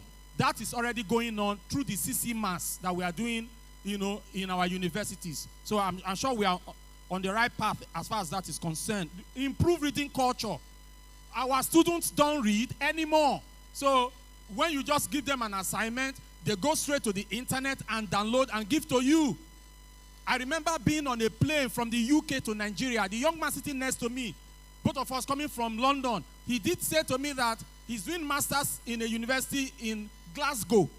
He was given an assignment, he dubbed it, and he went there and of course they set up a panel and just told him, why did you do this? He said, well, that's the norm and everything. And I just said, look, you've rubbed our nose in the mud. Just say this is what you did. Don't make it look as your university problem or your department problem or Nigerian problem. Because we must be very careful. But we realize that some students, that's exactly what they do. Only few will go out of their way to really do the research and acknowledge all their sources of information. So it's important we deal with plagiarism and sourcing of information, franchising of ideas, and so on and so forth. Merit-based reward system. Nigeria, we are still talking about federal character. We just give the impression that when they say educationally disadvantaged state is a fait accompli. It's something that cannot change. How come that those states considered educational disadvantaged, they cannot change? And the ones that you consider those who are high flyers, it becomes a problem to be intelligent. So when you now look at the ratio of people coming into the university through JAM, people who can hardly pass JAM are the people who will not come in. At the end of the day, they'll get bursary. They get a lot of incentives. And the children from, states that do not enjoy this benefit, they are practically on their own. So there is no merit. All these things have domino effect. They kick in at some point. So we must also deal with that. Brain drain, that has been spoken a great deal of. So it's a real problem. People are jackpying. People are leaving. When they now leave, then who will be left behind? The dregs, the scum, the wretched. So we need to deal with that also. Poor remuneration for staff. That goes without saying that staff need to be remunerated. Poor facilities. Where are the libraries? Where are the laboratories? A student will go and say he was reading an engineering course, a science course. He has never seen test tube, Bunsen burner. He has never seen some of these things. Everything is just in textbook. The library is practically empty. So these are some of the issues. So we need to make sure we have state-of-the-art laboratories, libraries in our universities. Facilities are quite important. Somebody did say he went to a university where students go out into the bush to ease themselves. That is unfortunate. And we realize that that is still going on because of lack of adequate facilities. And that has to be addressed as well. ASU and old ways of doing things. So a lot of people have looked at the merit and the demerit of the strike action option. That you cannot engage government by always going on strike, I think that is a conversation for a bigger platform. So I will skip that because I happen to be a member of ASU myself. All right? So leveraging technology, e-learning. In our contemporary world now, virtuality is reality, reality is virtuality. So everything now is taking place in the virtual space. Whether you are talking about eating, living, music, education, examination, employment, interview, everything takes place in the virtual space. So we can't run away from hybrid, blended, or of course, online teaching. So we can leverage on that, just as Professor Lillian Salami, the Vice Chancellor of University of Benin, eloquently argued. private sector involvement. That has been taken care of. That third fund, as we have it today, is, there thanks to, corporate, social, responsibility of the private sector. But we say, what we can all just add to it is that they can do more. All right? And tied to that is corruption. Somebody said the other from the floor that the reason why alumni in all universities do not really give back to their university is because of corruption. If I give them this, will it percolate to the end user, the students? Will it not get missing such that, people who occupy big posts will be flying first class rather than, economy or, business class? So they want to look at this, and how do you make sure that the goose that laid the golden egg is not smashed in the process? So there is need for transparency. There's need for accountability in terms of fiscal issues. Okay, so we look at national policy on education. Do we have a national policy on education that is still extant, that is still useful? Or we just continue to talk about something that is moribund and outdated? There is need in the light of contemporary experience, new data, new information, either for us to refurbish and revamp our old national policy on education or completely do away with it and draw up a new one. National policy of education is the roadmap, is the organogram that should guide the Nigerian education system as we know it. If it is not there, there is urgent need for one. Last but certainly not least, decolonizing knowledge. All we do here in Africa is to parrot and ape the West. There is nothing autochthonous. There's nothing indigenous. So there's importance, there's need for us to look inward in trying to synergize town and gown. Do we bring in the babalawos from the villages, the dibias, the drummers, the poets, the oral historians? They are all dying out in our villages. They will die and go away with their knowledge. Somebody called Sheikh Anta Diop said, any old man in Africa that dies is like setting a library on fire.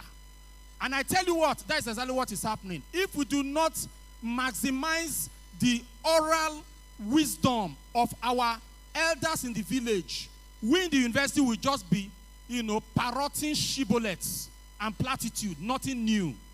How do we contribute to the global marketplace of ideas if there is nothing indigenous that we are bringing to the table? So there is need for us to stop criminalizing and demonizing what comes from our villages as witchcraft, as diabolism, and see some of them as tools for national development and transformation, and see how we can decolonize the knowledge production processes so that we can indeed say, yes, we are original, we are African. Thank you for listening. Can we give him a bigger round of applause? Thank God there are publishers here. These are books, and these days we have the digital pre-format. Before you now take it and synthesize, we can get 3-5 books out of this discussion.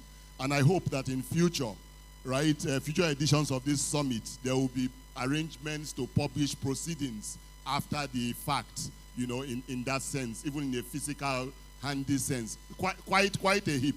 Let's just appreciate our panel, and again, the keynote speaker, and indeed everyone who has participated in this maiden summit. I do believe that this has been a great success, but just a few more things to do before we go. I'll just crave your indulgence. There are some children that have insisted they must entertain us. Please give them a few minutes to do just that. But before then, I will ask the Education Resource Center, but before the Education Resource Center, Lagos State University, we have two goodwill messages. We hope that they will be shorter, than this, my own statement here, so that we can enjoy the children and then get ready to go. Thank you very much, sir. Thank you so much. Very, very short. I bring it from the Lagos State University, and especially from my VC, Professor Ibiyemi Bilala Bello. Message. I bring a good message from the Council, Management, Senate, staff and students of the Lagos State University, and especially from our amiable Vice Chancellor Professor Ibiyemi Ibilola Latunji Bello, MNI, a professor of physiology, and the second female VC of the Lagos State. LASU was established in the year 1983 and will be 40 years old by September this year. We have over 40,000 students and about 5,000 staff, academic and non-academic. Lagos State University is the second best university in Nigeria by the Times Higher Education Ranking of 2021 and the best university in West Africa by Green Metric Ranking of 2022. With our modest achievements, we intend to be the best university in West Africa before the year 2026. Lagos State University currently has 110 academic programs across 3 campuses of Ikeja, Epe, and Ojo, and our College of Medicine is rated as the best in Nigeria. We rejoice with the Nigerian Book Company. We rejoice with the Nigeria book industry during this year 22nd Trade Fair and promise to always be with you forever. Thank you, Dr. E.L. Adebayo, University Librarian, Lagos State University, representing the VC, Professor I.I. Olatunji Bello, MNI. Thank you so much. Thank you very much, sir. Education Resource Center, please. You are welcome, madam. I've attended at least one of their fairs in Abuja. Please, madam, please.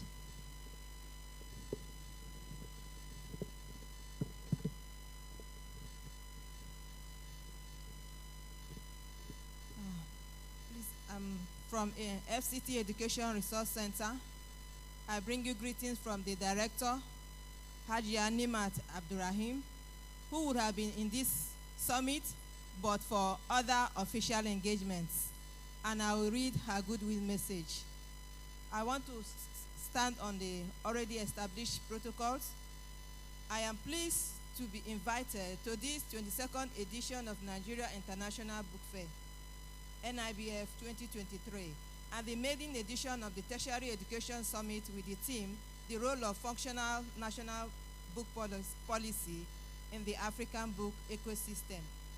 It is pertinent to know that an emerging economy like ours needs to involve strategies for sustainable development, poverty alleviation, job creation through production and distribution of good quality and affordable books for our children. This is to be done with the inclusion of our youths, adults, and mature persons who are willing to appropriate the wonderful benefits of reading and studying from books. The book industry is a lucrative enterprise which has provided financial benefit to many Nigerians and employment for our youths. However, it is also an industry bedeviled with a lot of pains and losses due to the activities of book pirates. This is the cankerworm that we should collectively fight to save writers, authors, and publishers from financial losses and possible extinction that could lead to economic crisis. I wish to encourage writers, authors, and publishers to continue to produce books that will unify our nation and help our young people to be futuristic minded and be of good moral behavior. It may interest you to know that the FCT Education Resource Center Abuja has the mandate for organizing the annual FCT Book Fair, and we have consistently organized it for 27 years and still counting. Our presence in this fully loaded activity of the 22nd International Book Fair is highly appreciated. I also believe that there will be much lesson to take home at the end of the day. Finally, I wish to congratulate the NERDC for organizing this International Book Fair and the seminar. We at the FCT Education Resource Center are always ready to implement your curriculum to the fullest.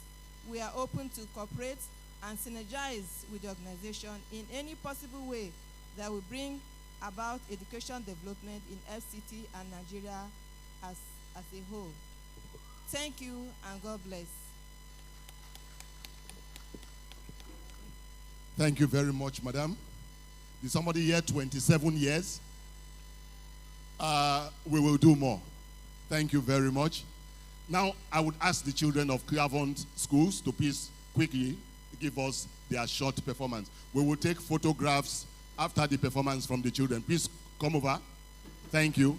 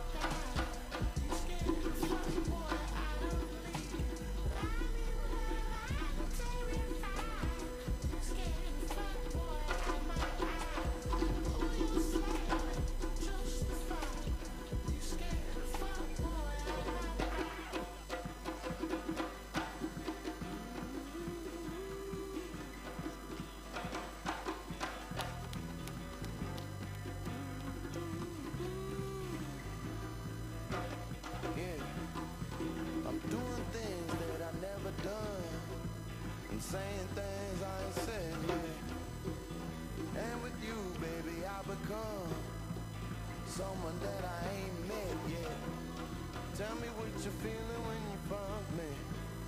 I can tell you mean it when you listen. And I'm a new one on my young shit. Ain't much I can do to your seduction, baby. Put your gushy on me. Stay Is there? for a while, get faded. Sit right in my face. 'Cause even rich niggas gotta eat. Even rich niggas gotta eat. You can feel the hunger in the street. The hustle get colder in the winter. I just need something I can freak. Even rich niggas gotta eat. You can feel the hunger in the street.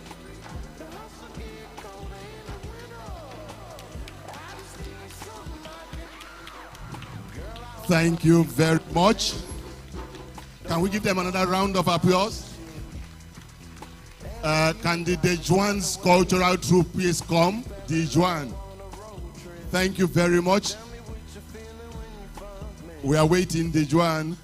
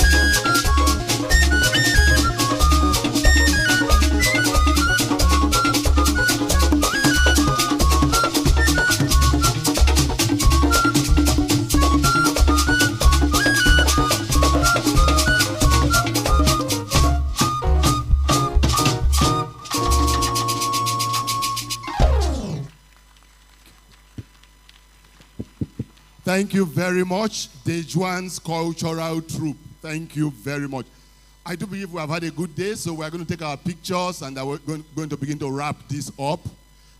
We expect to finish processing the communique out of this session later in the day so that we can circulate thereafter. Anyone who is interested in getting the communique document other than the media, of course you know that we get things through media. We would get them either through your organizations or if you register your email and your WhatsApp number at the registration desk. And just for communique, we'll forward that to you thereafter, hopefully between tonight and tomorrow morning. Thank you so very much. So we'll just invite the high table, the panelists, moderator, please can we take a photographic record to document this historic session, the Maiden International Conference. Can we also, Chairman, please join them so that we can have this well recorded.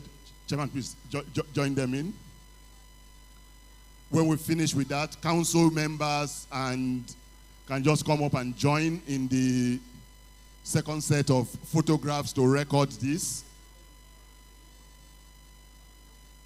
Council members, please, you are welcome. Mr. Gabi, please. Mr. Dedapo. Chief Anioke, welcome. Please join us. Don't worry, somebody made a remark about the gender issues. We will solve them very quickly. It's not our character. Okay, can we also ask chief executives of publishing, book-selling organizations, and our other special guests to please come in and join? Professor Wonisi, please come in and join, even if we have to do 2 rows. Mrs. Ogungari, Fair Management and Awards Committee members, please let's join in. Thank you very much. Okay, yeah, this one. Oh, sorry, Dr. Mosuro. Okay, this is Samuel, thank you. Yes. Okay.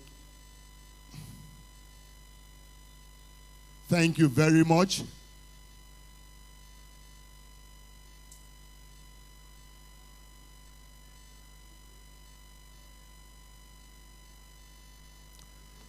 All right, so in a few minutes' time, the guests would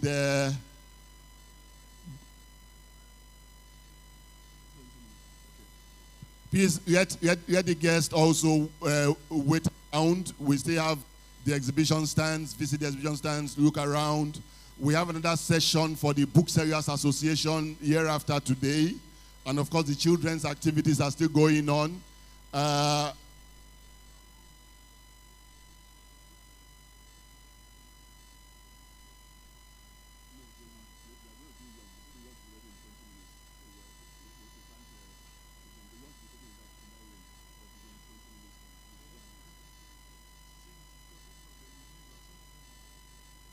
So please, like I said, let the guests wait behind. We are going to have some further briefing for our guests, please.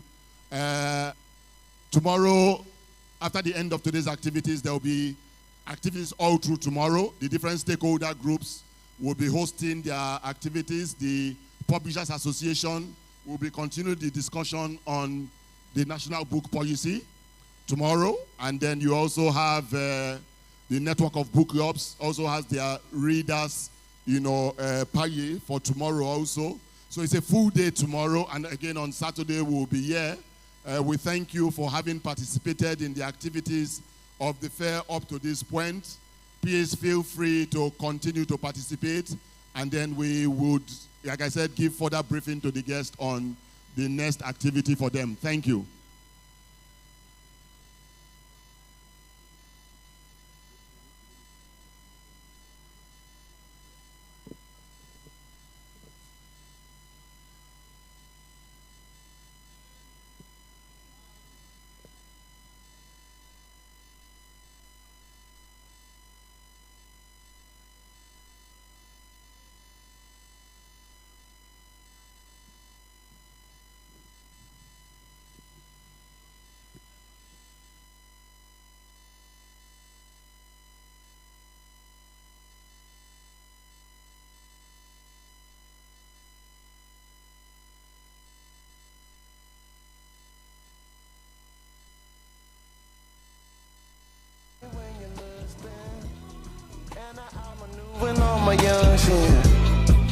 much I could do to your seduction, baby. Put your gushy on me. Stay for a while, get faded. Sit right in my face. Cause even rich niggas gotta eat. Even rich niggas gotta eat. You can feel the hunger in the streets. The hustle get colder in the winter. I just need something I can free.